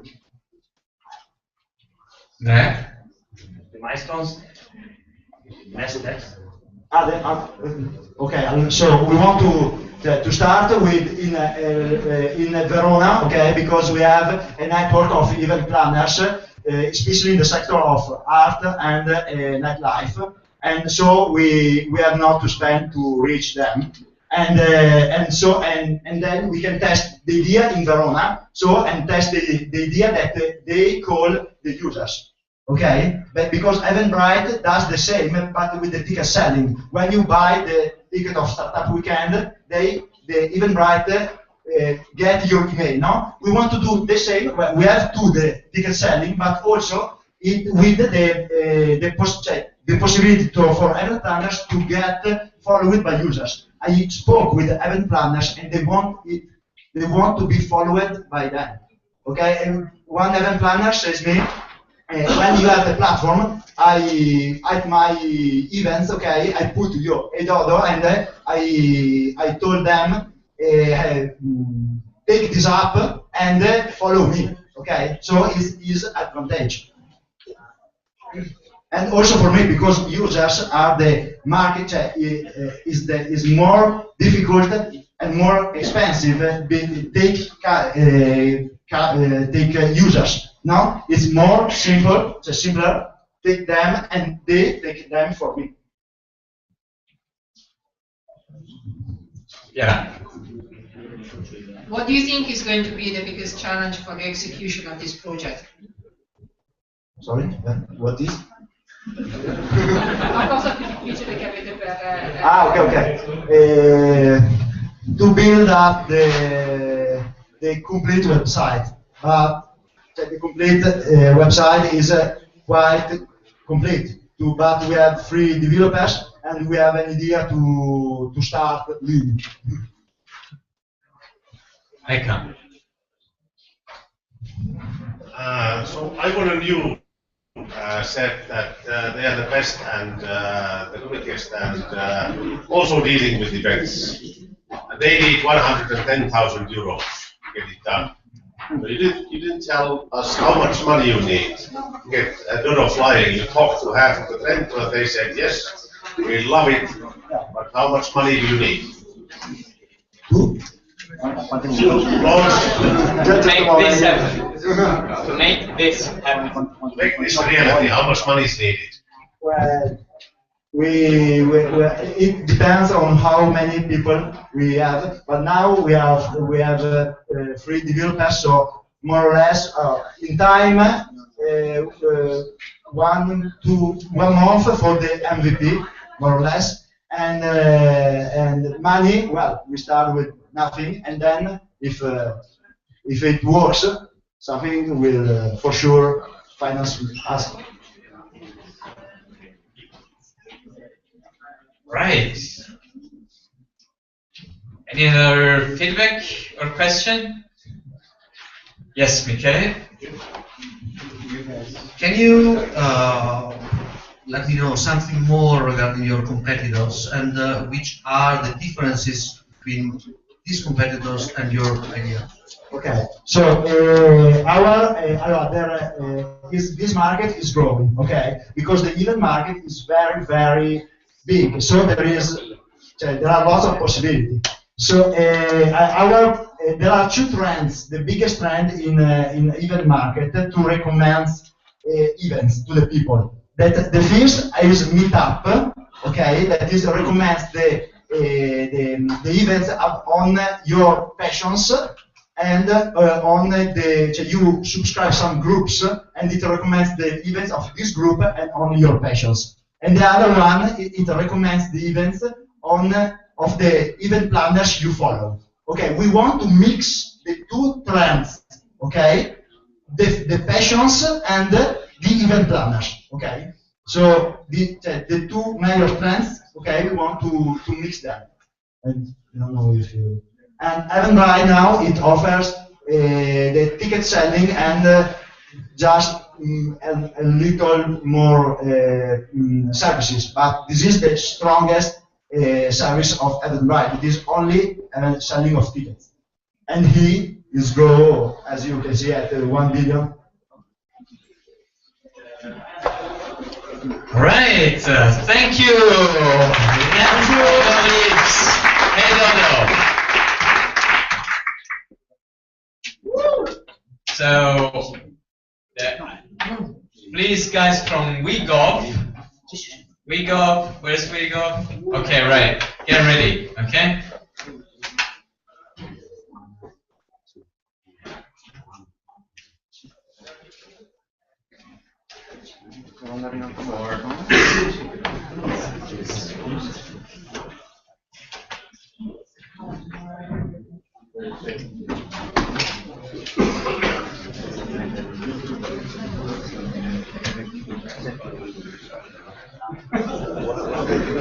Say yes. Say yes. Yes.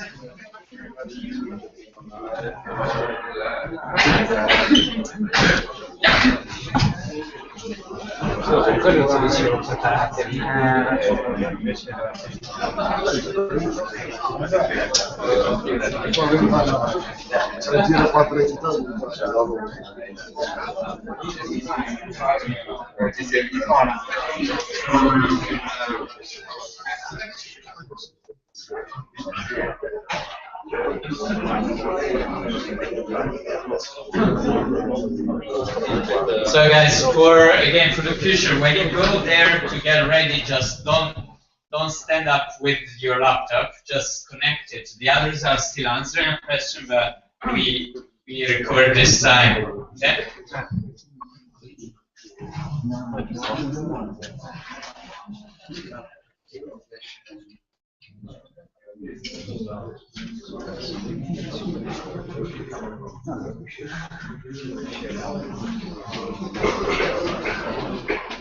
And another tip, don't use Mac. It doesn't work, it never works. I knew this would cause a lot of noise.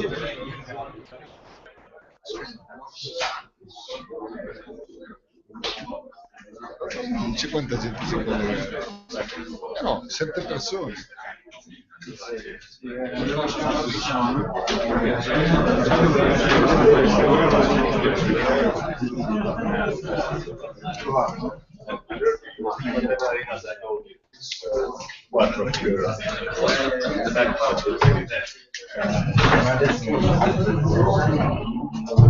Alright, so I won't say now that Windows works, but it does. No, I'm kidding, of course. So, good, we solved it. Yeah. That's great. Are we ready? Yes. Good. So, go back, go. Hello everybody, my name is Daniele. I apologize for the problem. Now, imagine, today if we win, we're gonna offer beer for everybody at Tetris Pub in Via Esterle 1. Now, most of you probably will think, where the hell is Via Esterle? So this is a very common problem, and we found out that 88%, we made a survey, 88% of the people who has this problem look for the route before going out of their homes. And 78% use Google Maps to achieve this goal. Now, we observed a common path, and I will play this video to show you what usually happens. So the user type the destination, they get the map from a top view, as you probably all know very well. But this is not easy to remember. So many people use the Pac-Man and go down through the street view to memorize some clues that will be useful once you're in the street and you maybe don't want to use the mobile device anymore. But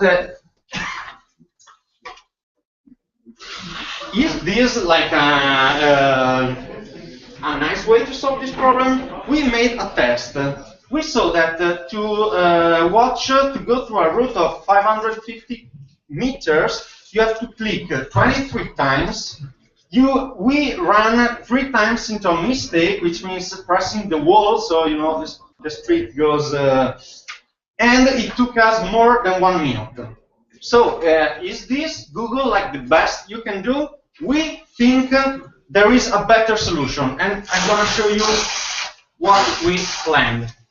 So the user could simply tap the destination, see the map, and press one button, play, and get a virtual tour through all the route to your destination. In this way, you can just relax, focus on your the route you have to take, the clues, like white building turn right, red building turn left, and so on. So here we are, arrived to the destination.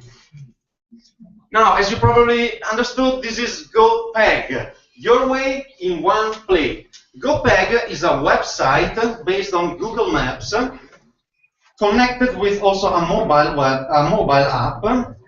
That, as you saw, it's very simple to use. Simply by typing the starting point and the destination, you can get exactly like on Google Maps a top view map, but you can press play button and get the video. What you saw, it's actually a working MVP. We built it.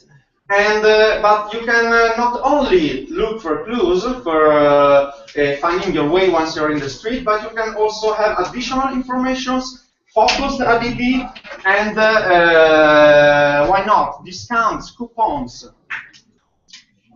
This is a connected application that can help you once you're in the street.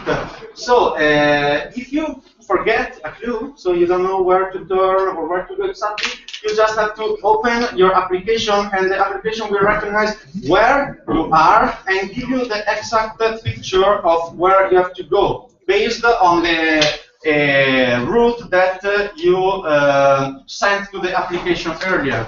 I have to run. So other features that we are going to implement is a coupon service, a peer-to-peer travel information enrichment, and a peer-to-peer video taking to make the service better and better. Our team is great: designers, business guys, developers, communicators. Business model. We are going to make partnerships with tourist platform so that they can provide a better service to the hotels on their platform. Virtual proximity activities. Imagine if the user is going to get an advertisement of a commercial activity that he will see during his route. When he's in the street, this is very valuable.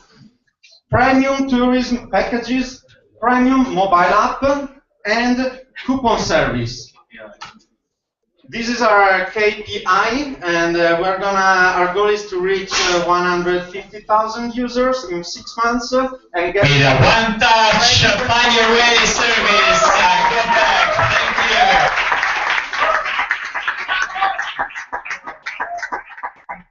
Right. Questions.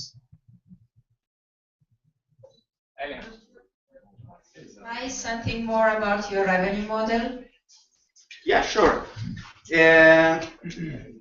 Okay, we thought to reach our first users to go through partnerships with tourist platforms, which means that we're going to sell like packages to the platforms so that the hotels that are in that platform can implement a better service.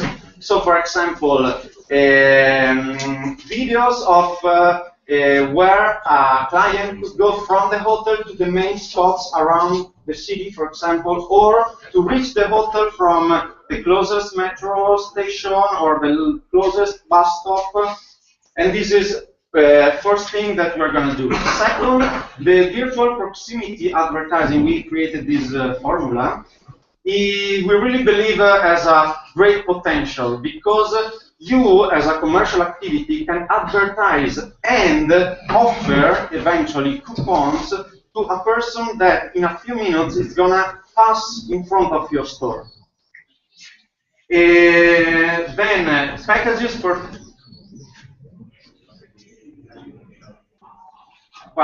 packages for tourists, which means that once you see your route on the desktop, you can, by paying, so premium mobile app, getting videos of the route around the city. So this is a problem for tourists when they don't have the right connection, when you're abroad for the routing and so on.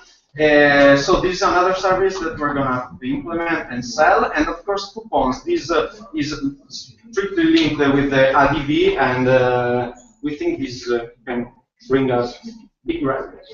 Do you have some forecast about this? Some numbers? Yeah, sure. I ask Carlo, that is the business guy. Hi. Yeah, of course, we run some scenarios, different scenarios, and numbers work very well in all the scenarios. We assume to reach break-even point after 7 months. So we have the first 3 months we do developing, as we have the plan here. We release the beta version the 3rd month. Basically, during those 6 months, we are funding ourselves with our own money, and at the 6th month, we try to raise funds. Thank you. What's special about the technology? Yeah, this is fun.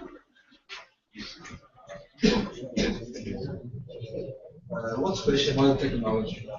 Well, sorry, and is Google, can Google just add as a feature about the services? That's a good question. Indeed, we prepared also some slides outside the presentation. Okay, first we have some advantages that are... Can you speak in the mic? Sorry. We have some advantages, that is, there is no service like this yet on the web, so we are going to be the first on the market, and we strongly believe in the partnership with the hotels to reach a critical mass of users.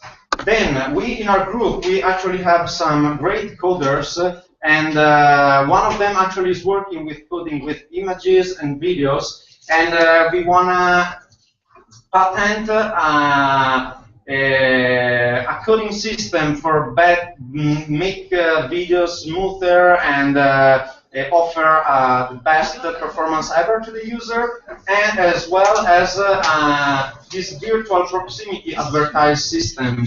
It's not going to be easy, we know that, but we're going to push on this. Yes. So you said that in a very short time you will have 150,000 users rolled up into your service, and I guess Google guys have noted that you exist by then. So how much money do you have to pay for Google to use their maps?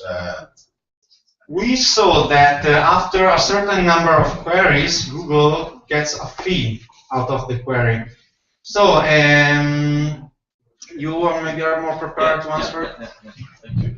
Basically, we can use Google Photos information for free until, if I remember, 150,000 queries. After that, there's a fee to pay. But we are allowed to use images and information from Google for free. Yeah. Yeah, and with the answer. Yeah, of course, we know about this issue of Google coming next and improving about their service, but our advantages are the one to be first and to implement first a very good system. So why should they do them and not implementing ours if it's already working and it had reached the critical mass?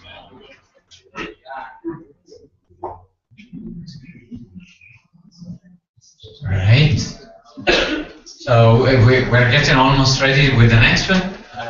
Any more question? Okay, then let's go everybody to drink tonight. We'll go back.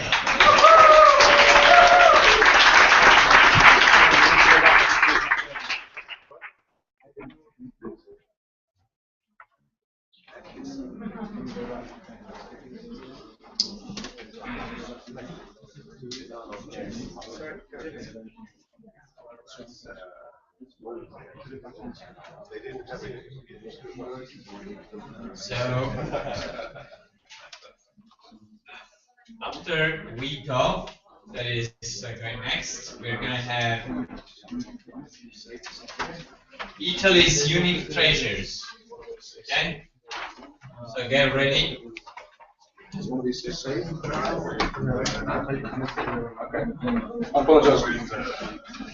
apologise, guys, and if we have to have a very strange-looking presentation behind us, I can assure you that it's on the simpler side, so you won't be missing too much. But okay, I don't want to take more time than allowed, so I'm going to get started, Pilot. I'm ready. You're ready. Let's go. We go. So, hi everyone, I'm James, and I'm from WeGov, the platform that allows local governments to give local people the power to make local decisions. People want to have a say in decisions that affect them. People want control over things that matter to them.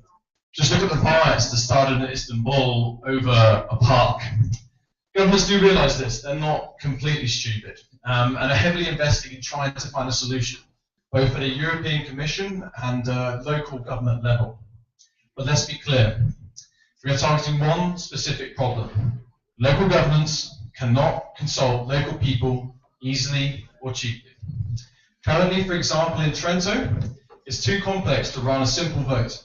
Citizens would have to go in person to the municipal building, take their ID card out, and tick a box. It's just too difficult. So, that's why we built WeGov, the voting platform that allows local governments to give local people the power to make local decisions. It's about local issues, your neighbourhood and your town, with the issue being voted on solely by the people it actually affects. It's not about referendums or foreign policy, it's about people making decisions about the things that they know best. And we're going to give it a go right now, actually. Fingers crossed, demo gods. We're going to, if you go here, we-gov.co, you can actually vote on a live MVP, and then the results are going to reveal themselves on the other screen we have just here, and you'll see a live update of the votes.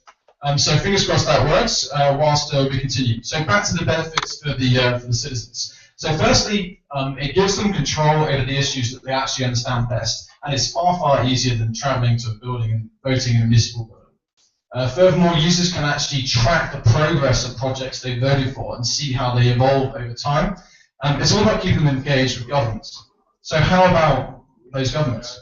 Well, to start with, it keeps them in contact with the people.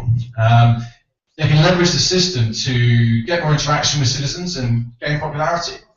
They also get feedback from citizens, geolocated to an address that facilitates better decision making. Votes are also authenticated and reliable. So, as a validation, well, we didn't go around this room talking to the startup weekenders. We went into Trento and had some conversations with people on the street. And the one key thing that we want to draw from that is that the simpler the voting system, the more people would actually vote and engage with local issues. We also mentioned that there is a growing government concern on citizen participation, and there are a whole bunch of conferences and proposals that are looking for solutions to this problem.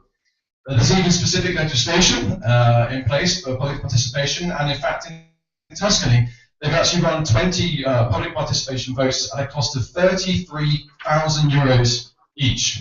It's expensive to do this. So the market, what's happening right now? You can see there's no one that's taking both a local approach and allowing the users to actually be authenticated so you can trust the results. There are also 8,057 government municipalities in Italy, and obviously we're aware that this is going to be a difficult one to roll out, as each jurisdiction is going to have its own legalities and problems. We're also aware that governments don't exactly like spending their money, particularly at this time, and validating this with governments has been tough over the weekend. But we've mentioned that governments are already investing and spending on this, and we have a proposal that will charge you 0.005 euros per vote that you request from a citizen. So if you wanted to poll everyone in Trento, £500. So as for the team, we've got 5 brilliant individuals that have worked really hard all weekend. I've got a strong technical background. I'll just point out 2 specific things. Daniela is a part of Ike to Italia. It's an Italian organisation that's focused on public participation. And Francesco has actually worked for the European Commission, so we have a little political background. We intend over the next 3 to 6 months to bootstrap the startup, and then we look to probably attain one of the numerous government grants that are available in this area. We think we are the right people to execute this, to bring WeekEnd to the people. You decide what clothes you wear. Your family together decide where you should go on holiday. With WeekEnd, we want to help you and your communities make decisions that help your street, your neighborhood, and your town. Thanks very much.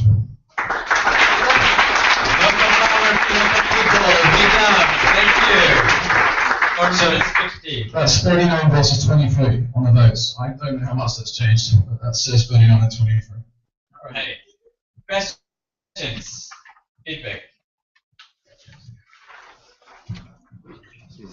You can ask the hard question, guys. The hard questions, I don't mind. Yeah. Yeah. So James, what do you think are the biggest challenge to implement this project? The biggest challenge, with no doubt, is getting governments to adopt the system, particularly when we've clearly identified a problem, but I think that we haven't been able to test that this solution is the perfect solution because we haven't actually spoken to anyone from government over the weekend. So pushing this out to governments, which is slow moving, and governments that run very differently across different markets, is obviously going to be the biggest challenge, in my view, for this. Yes. I can. This works now. Yes, cheers. I didn't get access to the, it said server stopped, but that's only an MVP. Now, you said starting with the government is hard and really hard, and getting business up apparently will face some difficulties. So I was thinking that why don't you, in my university, we would use that tomorrow. So it's a good point. And we don't have to, we don't even care exactly whether this is completely super illegal. We just have to get some empower students as an example. I think it's a really good suggestion. Universities is something that we haven't actually discussed over the weekend.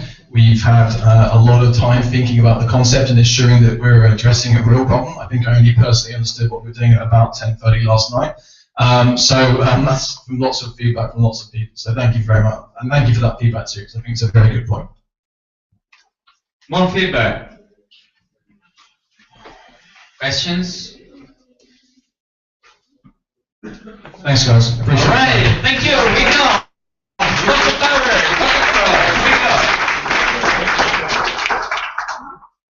We go. 40-25. The winner is Bridge Bangalore. All right. Okay. Thank you. Okay. So we go. Next we go with Italy's unique treasures. 5 minutes. Hello, good evening. My name is Eric. We have found like Italy's unique treasure, Chinese tourists to Italy. Go ahead. Next. We want to show you first the team. We have Hongbo, which is a Chinese tourist marketing operator since 2012. I'm personally a serial entrepreneur in the US since 1984. We have Dan, a Russian upcoming entrepreneur and strong in IT skills. Filippo, an art director. Paolo, as marketing professional in traveling industry, and Stefano, history and art. And next you see the opportunities about China. China's people coming, traveling worldwide. In 2010 you had 57 million. Next year we're going to have about 100 million. They have a middle income class of 300 million people, and the numbers is going to go up.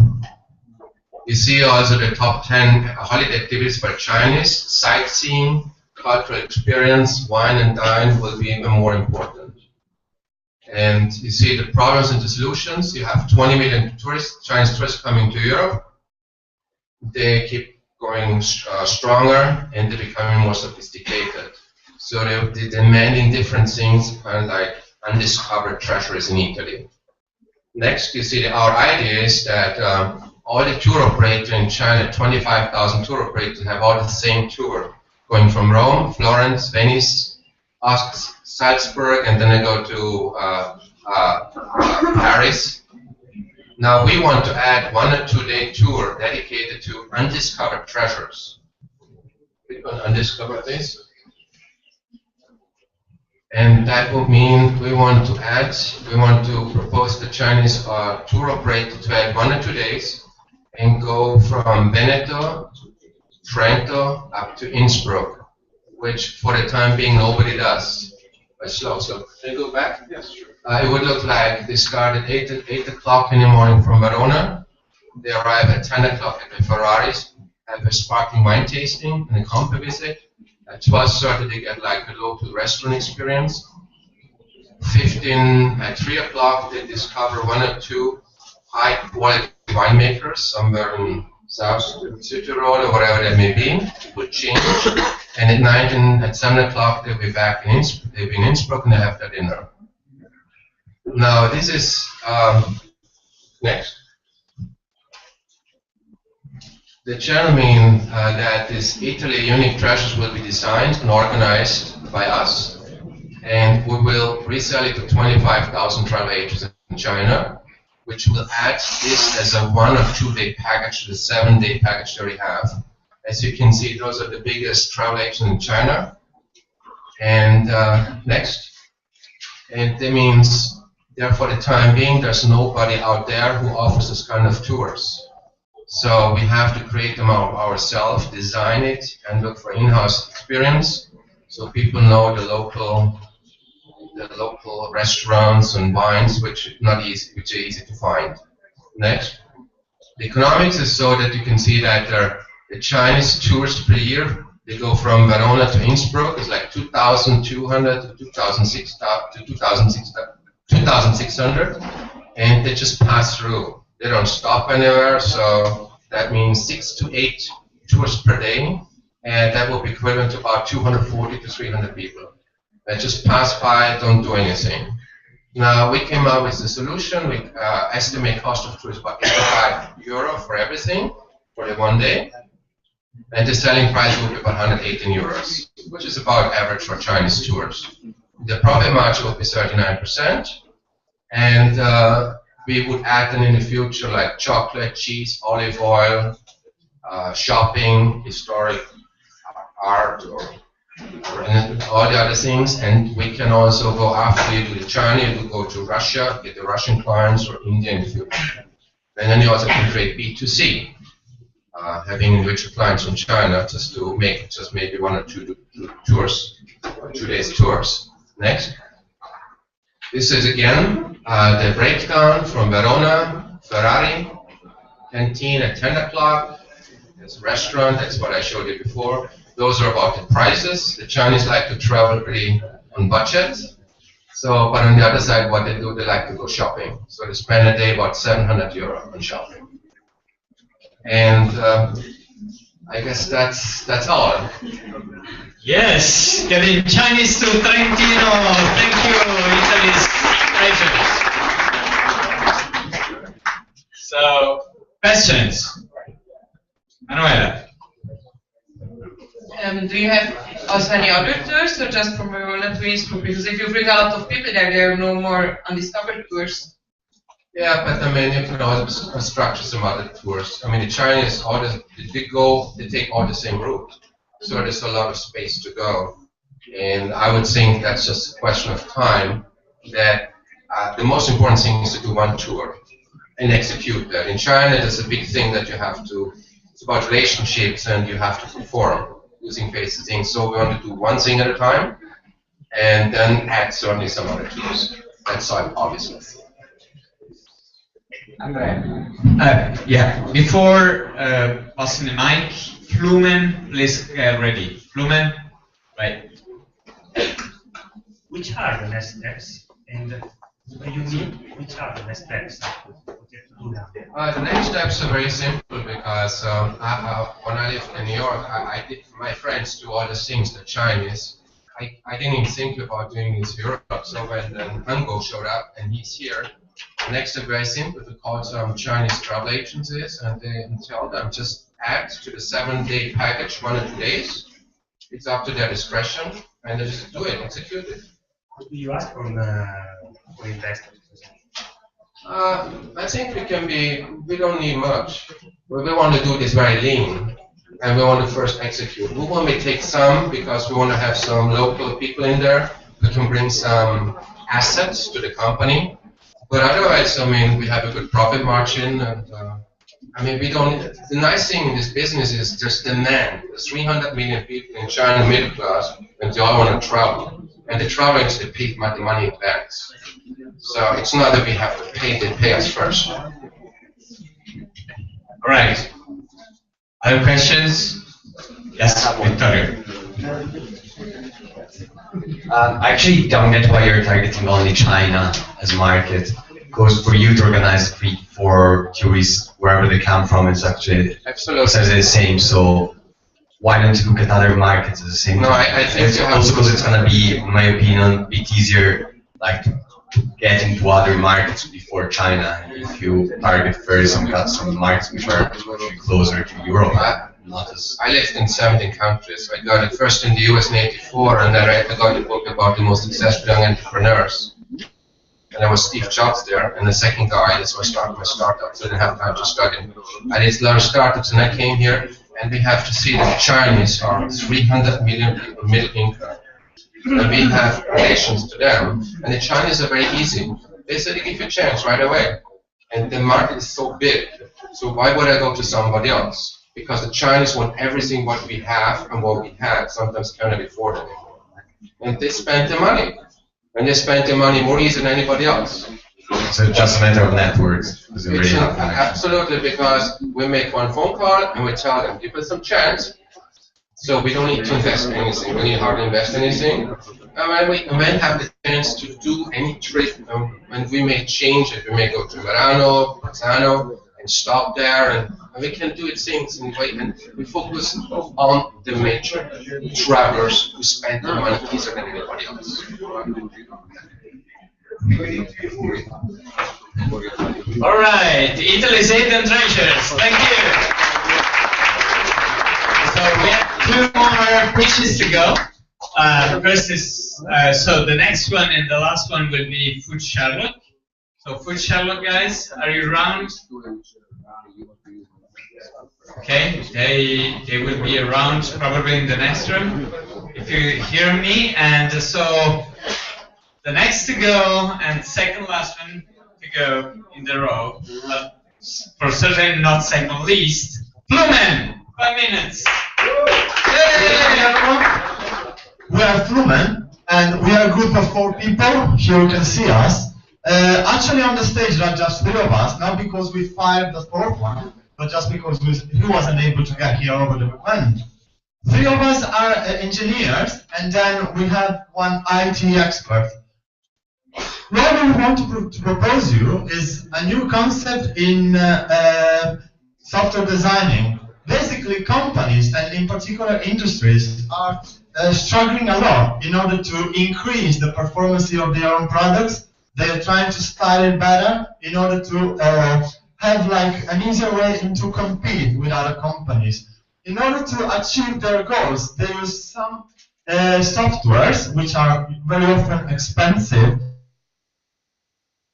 These softwares, they can get feedbacks and they can know the performances. In this picture, we can see the performances of a Formula 1 car calculated by a CFD software, computational fluid dynamics software. You can carry on. The market about this type of software is quite big. Currently, it is about 750 millions, and it is growing quite fastly. Over the last 12 years, has been growing at about 13% per year, so it's very fast. The main actors in this market are 2 of them, ANSYS and CD Adapco. They deal with fluid dynamic simulations mainly. and obviously there are many others. The situation in this market is that most of this company, they just sell the license. You can buy the license, you install the software in your machine, and then so you need to have a machine. Our idea, what we can do more than them, you can carry on, is offer a cloud services on top of a software. So we don't provide only the software to do the simulation, but we also provide the system, okay, the hardware where you can run the simulation. It's on us. And in order to get to this system, you can use our web-based interface to interact with our server.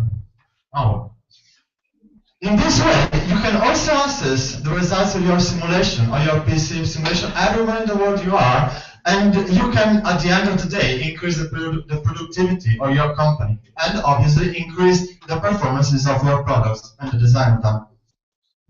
We can have a small preview of what we have at the moment. We have this very simple interface. At the moment, there are just 2 or 3 buttons you can click. And by launching the post-processor, we can actually already see some results we did for you. Actually, we would have liked to show you them, let's say, on time, but it took us 5 hours to get the results. So it would be impossible to show you in 5 seconds all the simulations. But this is a Boeing 737 we simulated during the weekend, and those are the results. As you can see, you can actually analyze the flow on it and actually increase the performance of the Boeing 737 if you wish. Carry on, please. So these are the libraries we are thinking of implementing, and the percentage you see at the bottom of each of these ellipsoids is the situation. This, like the mathematical libraries, is about 60% of what we have in our mind, and that's the situation. You can move on. And this is the development of the software in the next 3 years. Obviously, there will be a huge amount of development in the computational fluid dynamics section, but we're also thinking about expanding in the other section like thermal, but also mechanical and something else in the future. What we want to do, we want to do a kind of a release in 1 year's time, but we're also thinking about having 6 months testing online on the market reply about this scheme, about having a web-based solution in order to design new products. And obviously, at the same time with the release, and a little bit in advance actually, we're going to start a marketing and sales strategy in order to get to customers. We are also trying to play a little bit with numbers and to know how many customers do we need in order to keep a balance between incomes and outcomes. And the number is not that much high. We just need 200 customers, and we need about 50 simulations per customers. We need them to pay just 3,500 euros per year in order to get a balance between the income and outcomes of a company which is supposed to be of 4 developments, 2 commercial, 1 market, and 1 manager or administration guy. You can move on. And this is from the customer point of view. How much does a customer spend now for this type of software? Licensing was supposed to be about 1535. This is supposed to be engineering solutions for small companies. Goodman, thank you. So, questions or feedback?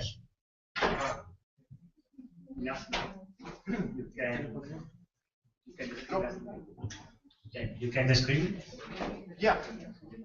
Basic licensing, it is about from 15 to 35 kilo euros per year, just for a standard software. Okay, we get this range because it depends on the type of software you buy, etc., etc. And with our web-based solution, you just pay the simulation, and because it is about 3.5 thousand euros per year.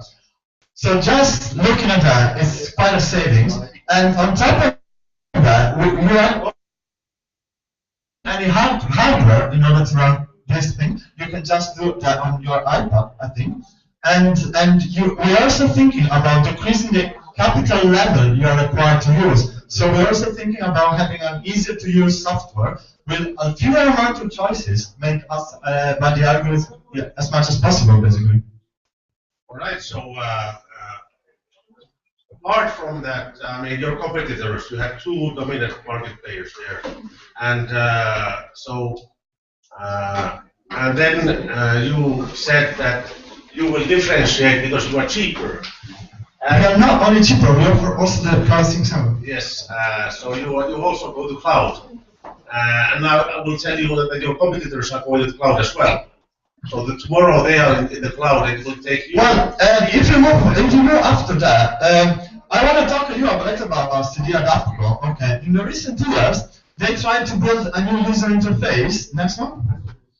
They started in 2010, and they haven't even finished today.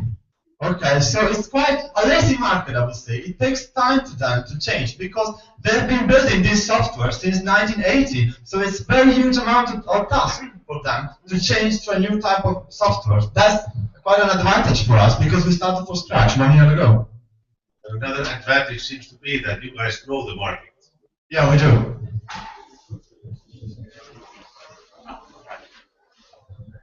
Other feedback? Yeah. Fine. How you're going to establish your credibility in the market? Because this market is lazy market, yes, but also not for the vendor, but for the users. We have quite a couple of ideas about it.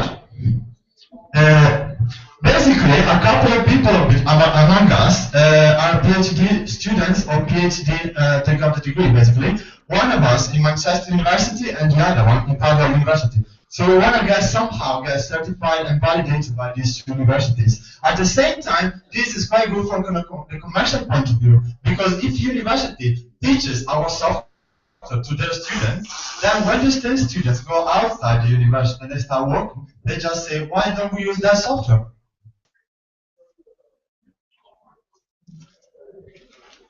Right. Anything more?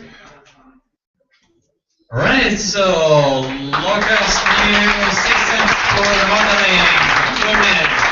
Thank you. And I would propose an exchange of mic. Because apparently this one is so strong. Alright, so now last startup for Startup Weekend Trento 2014, but of course not the least. Closing round for us is Food Sherlock. 5 minutes. Ciao ragazzi, mi chiamo Milan e io un team leader di Food Sherlock. Let me ask you a question. Have you ever had to buy food for allergic or food intolerant people? Hands up, don't be shy. So, you know the situation. I've got a friend who is allergic to nuts. Tomasz on our team is lactose intolerant and they both love chocolate. I enjoy making people happy, so I try to buy them chocolate as much as I can. But I've got one big issue. I need to choose the one that they can eat. What I need to do is to read the nutrition values and ingredients, and you know those small, tiny little letters that are almost impossible to read. So what we built is a mobile app that lets you scan the barcode of the product, then lets you enter your allergies, and is safe to eat or not. There are some competitors who are trying to address this, but each of them has something missing. For example, Go Dairy Free, they are online forums, very active and very helpful communities, but you just cannot take your laptop to the supermarket when you go shopping. The other group would be the apps in the top right, left from your side, and those are apps that are backed up by doctors or nutritionists. But the problem is that there are thousands and thousands of products, and they just cannot check all of them. So the databases are pretty small, and apps don't really work. The last ones are apps for celiacs. They are okay. They provide everything, but only for celiacs. The biggest issue when we are talking about health is trust, because it could become really dangerous. And when you have some kind of issues, you talk to people who have the same experience. You trust them. And this is why people build communities. We decided to use this advantage and use communities to populate the database. So for example, when you scan a product and the app does not know it, the user can enter it and the community will validate whether it's good or not. The market is growing very fast. The sales of intolerance products in the whole world were almost $6 billion in 2006 and growing to estimated more than $30 billion in 2015. 1% of the whole population in the world has got some kind of food tolerance, but the thing is that 10% think that they've got some kind of intolerance. It means it makes 700 million people on Earth. Our go-to-market strategy is we are not going to do any paid advertising. Actually, we cannot afford it. So we'll go to online communities because they are already active and very helpful. We'll start in the United States also because the most of our team don't speak Italian, so it's easier for us. Apart from online communities, we'll reach out bloggers and influencers about food, well-being, lifestyle. In the United States, there are a lot of NGOs and charities that are also active and help people, and we are sure that they will also help us spread the word. You may ask, okay, we are helping people, how are we going to earn money? This is startup, we can start to make a business. First of all, there will be a free version with very friendly and targeted advertising. For example, when we know that you scan a lot of yogurts, we show you another yogurt. Then there will be a premium version that will have the feature of product suggestions, the safe alternatives of the products that you cannot eat. This is the feature that 70% of people that we interviewed asked for. The third revenue channel would be those NGOs and charities paying for their clients for this premium version. These are our heroes who made everything happen. It was a great experience working with all of you guys. The milestones. On Friday, less than 48 hours ago, we had only this idea about helping people. Today, in the early afternoon, our app was published to Google Play, and you can download it at the moment. It's not on App Store, obviously, because it takes about 1 week for Apple to approve it. In the future, when we get some more users, we plan to do monetization and partner up with those NGOs. And once everything is validated, we are thinking about new verticals like cosmetics. So to summarize, we help online communities of people who are allergic or intolerant on food, getting their help also to supermarkets. Thank you. Thank you.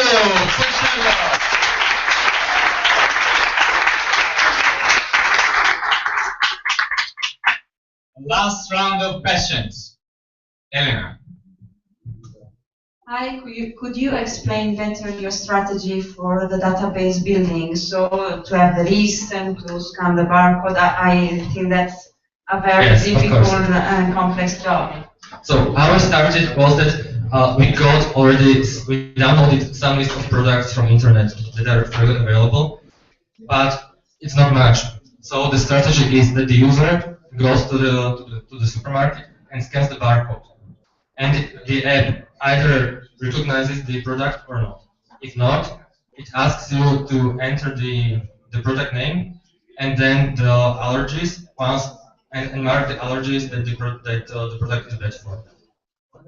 Then you save it, and then the community can vote whether it's correct information or not to validate the data information. Thank you. Yeah. I'm a little bit puzzled by your idea to go to the United States because you don't speak Italian. And you know that in Europe we have legislation labeling for products much more advanced than the United States. So in a sense, to me a little bit weird that you decide to go there.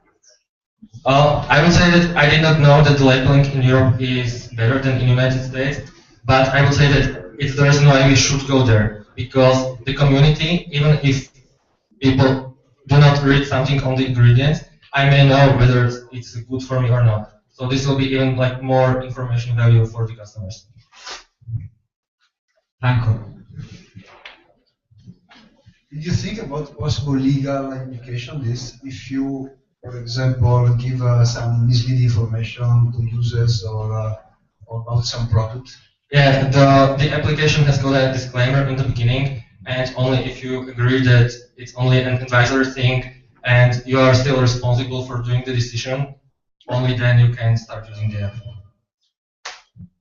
I'm sure that in the future we'll have to talk to lawyers about like more important stuff, for example, doing some things in compliance with security and privacy, personal data, health data, and so on. But during the weekend, like, we couldn't talk to those guys. Right. Any other observation, feedback, question? Okay, looking for good food. Food Sherlock. Thank you. Thank you very much. All right, so everybody, now I invite the jury to move to the jury room where we met before beginning. So the jury is going to discuss about the winners. We'll be back. We commit to be back in 10 minutes.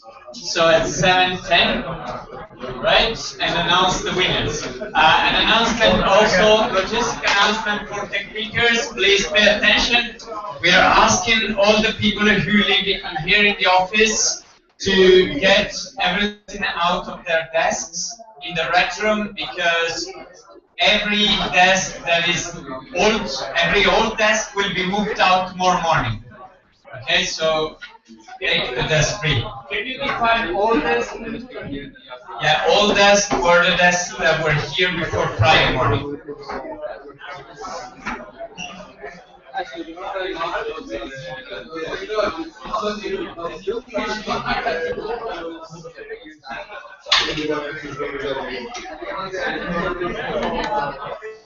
Però che in Italia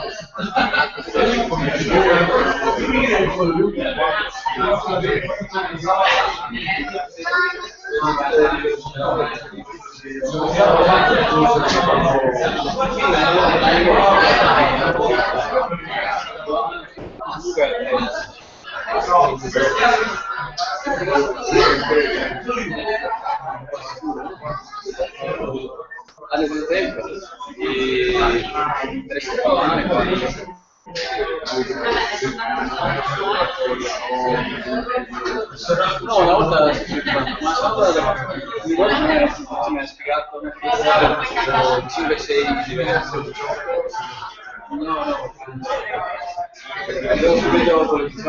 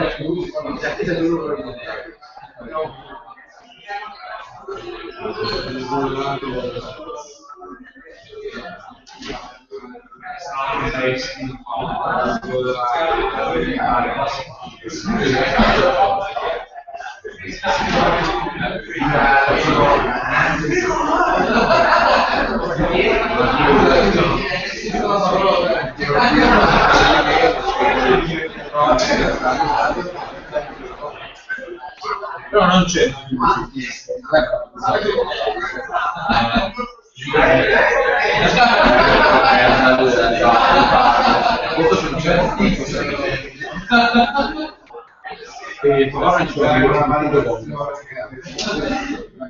Io ho comprato Francesco Pozzo Pollettino per cosa.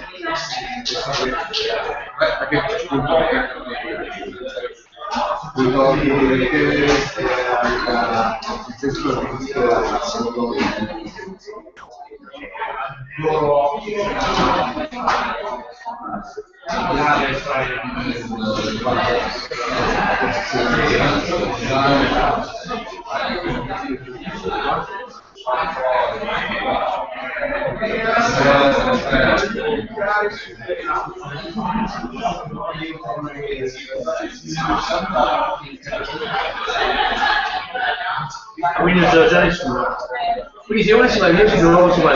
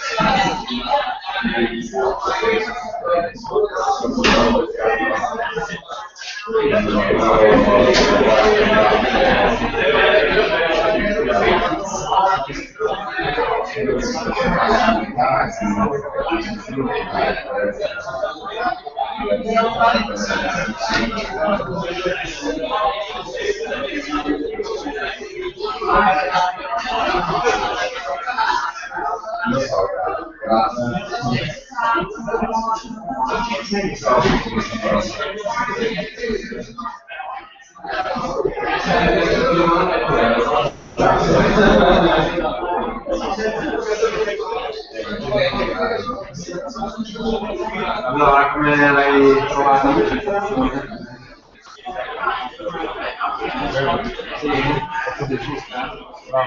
Sì, non farò parlare, quindi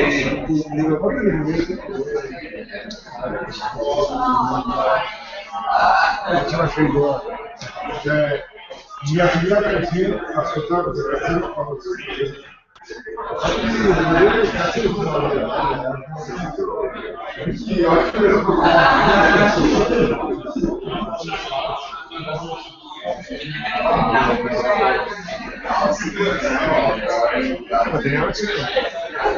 tu sei dove? Non sei qua? Ah, sei qua? Tra i 20 e i 30? Con la startup o...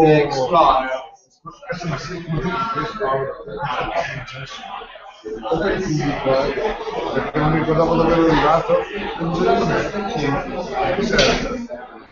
l'informazione. Guarda, sui domini. Sì, prima dovresti fare il dominio paolofrancesco.it. È a pagina 1, si chiama Paolo Bisogni. E lo posso richiedere? Certo. E mi crea il mio sito paolofrancesco.it, come lo posso richiedere a chiesa. Quindi ricomincio a mettere le vendite di nuovo. Bello proprio. Quando prima di contestazione sì, lo puoi fare. Che devo fare? Poi ci dobbiamo, cioè, sì, ma la possiamo fare insieme e poi cerchiamo qualcosa. Vedi quanta gente c'è. Puoi fare ma lui fa? No, cioè, possiamo avere un mercato. Il fatto che poi lo usi per fare no, non vuoi fare, però, cioè, ci possono venire con pezzi fanno utilizzare il mercato quello possiamo fare se lo compro lo tenera così cazzo mi sono iniziato della Madonna dici che ci metto la mia cosa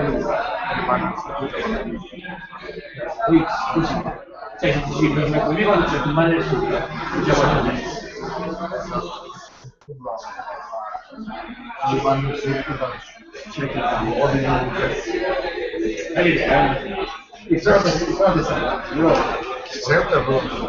scusa il termine se si può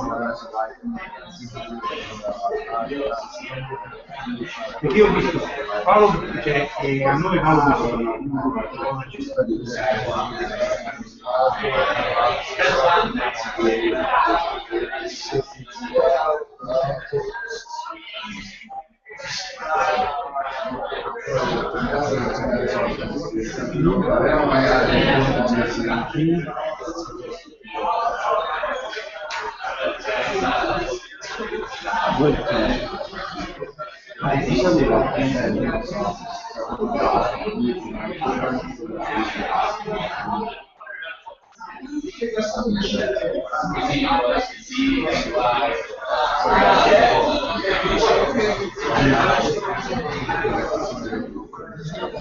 nel mio della propria modello mira proprio modello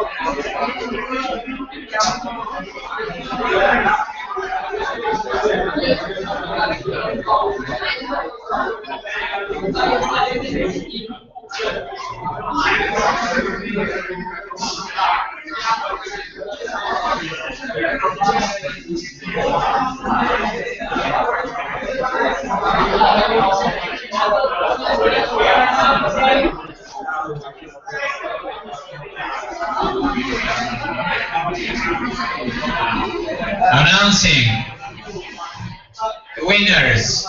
And the winners are those in the room.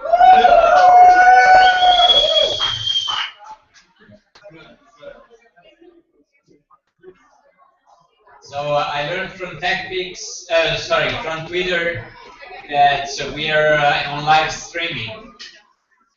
Perfectly working here. I didn't understand this was live streaming, but apparently we were all the time.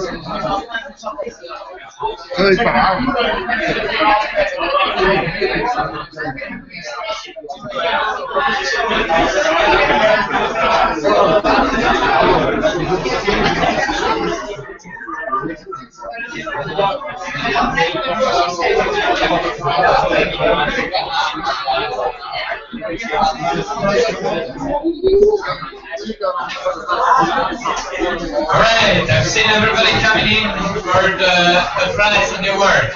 So this was the first time that the jury was actually pretty convinced of the first couple of seats. So it has been an interesting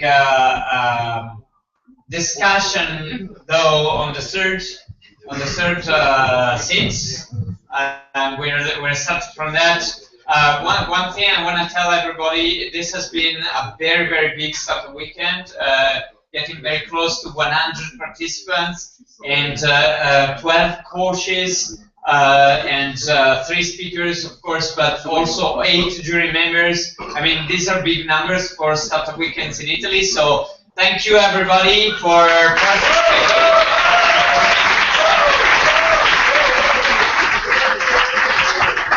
It was a great experience for us organizing and seeing you all work so hard these days. So I hope it was also a good experience for you. Right. So we're now announcing the 3 projects. Please understand that to make it short and letting people go back to their homes.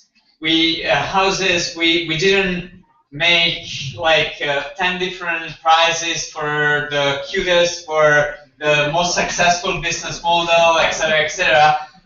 because a lot of you actually deserved. I'm saying this because a lot of you deserved a different price, okay, differentiated price. So please understand that everybody won, in a sense, okay?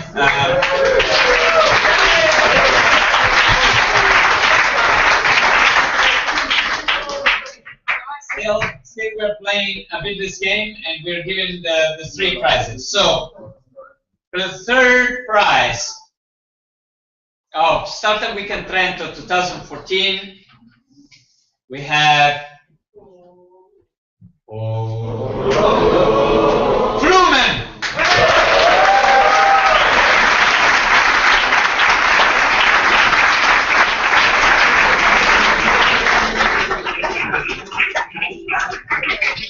Alright, Engineering Solutions. Congratulations, guys. Yes. Alright, very good. And now we have a special 2nd prize, because we have a 2nd prize in general, but 1st prize from this Innovation Center in Bolzano. It is truly 1st prize. So the 2nd prize / 1st prize is for Startup Weekend Trento 2014 goes to Go Back!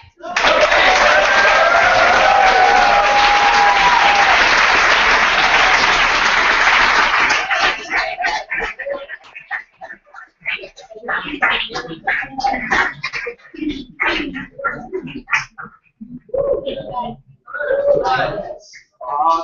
On stage, go on stage. You also have the other one on stage.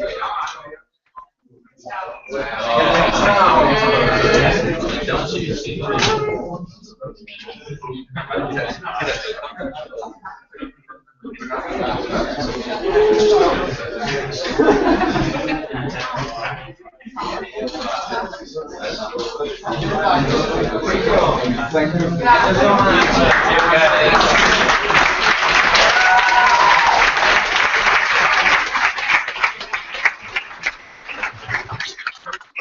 So, discuss whether it was 1st prize or 2nd prize actually took a while. I simplified a bit before, but it took a while. And I'm a bit like, well, we'll see, right? So let's prepare a big wow, a big yo, okay, for the winners of the 1st prize, okay, of Startup Weekend Trento. Let's make a bit of suspense.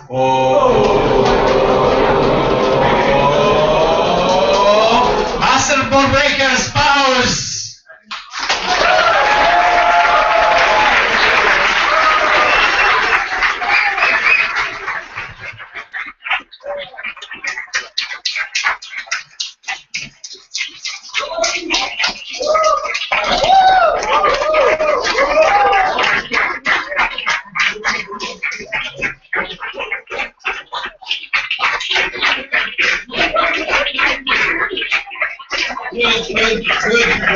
Good stops, good breaks for hard workers.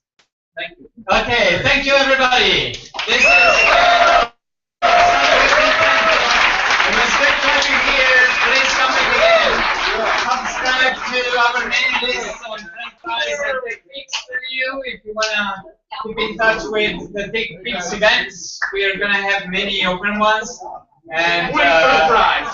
Yeah. Yeah, thank you guys. Thank you everybody.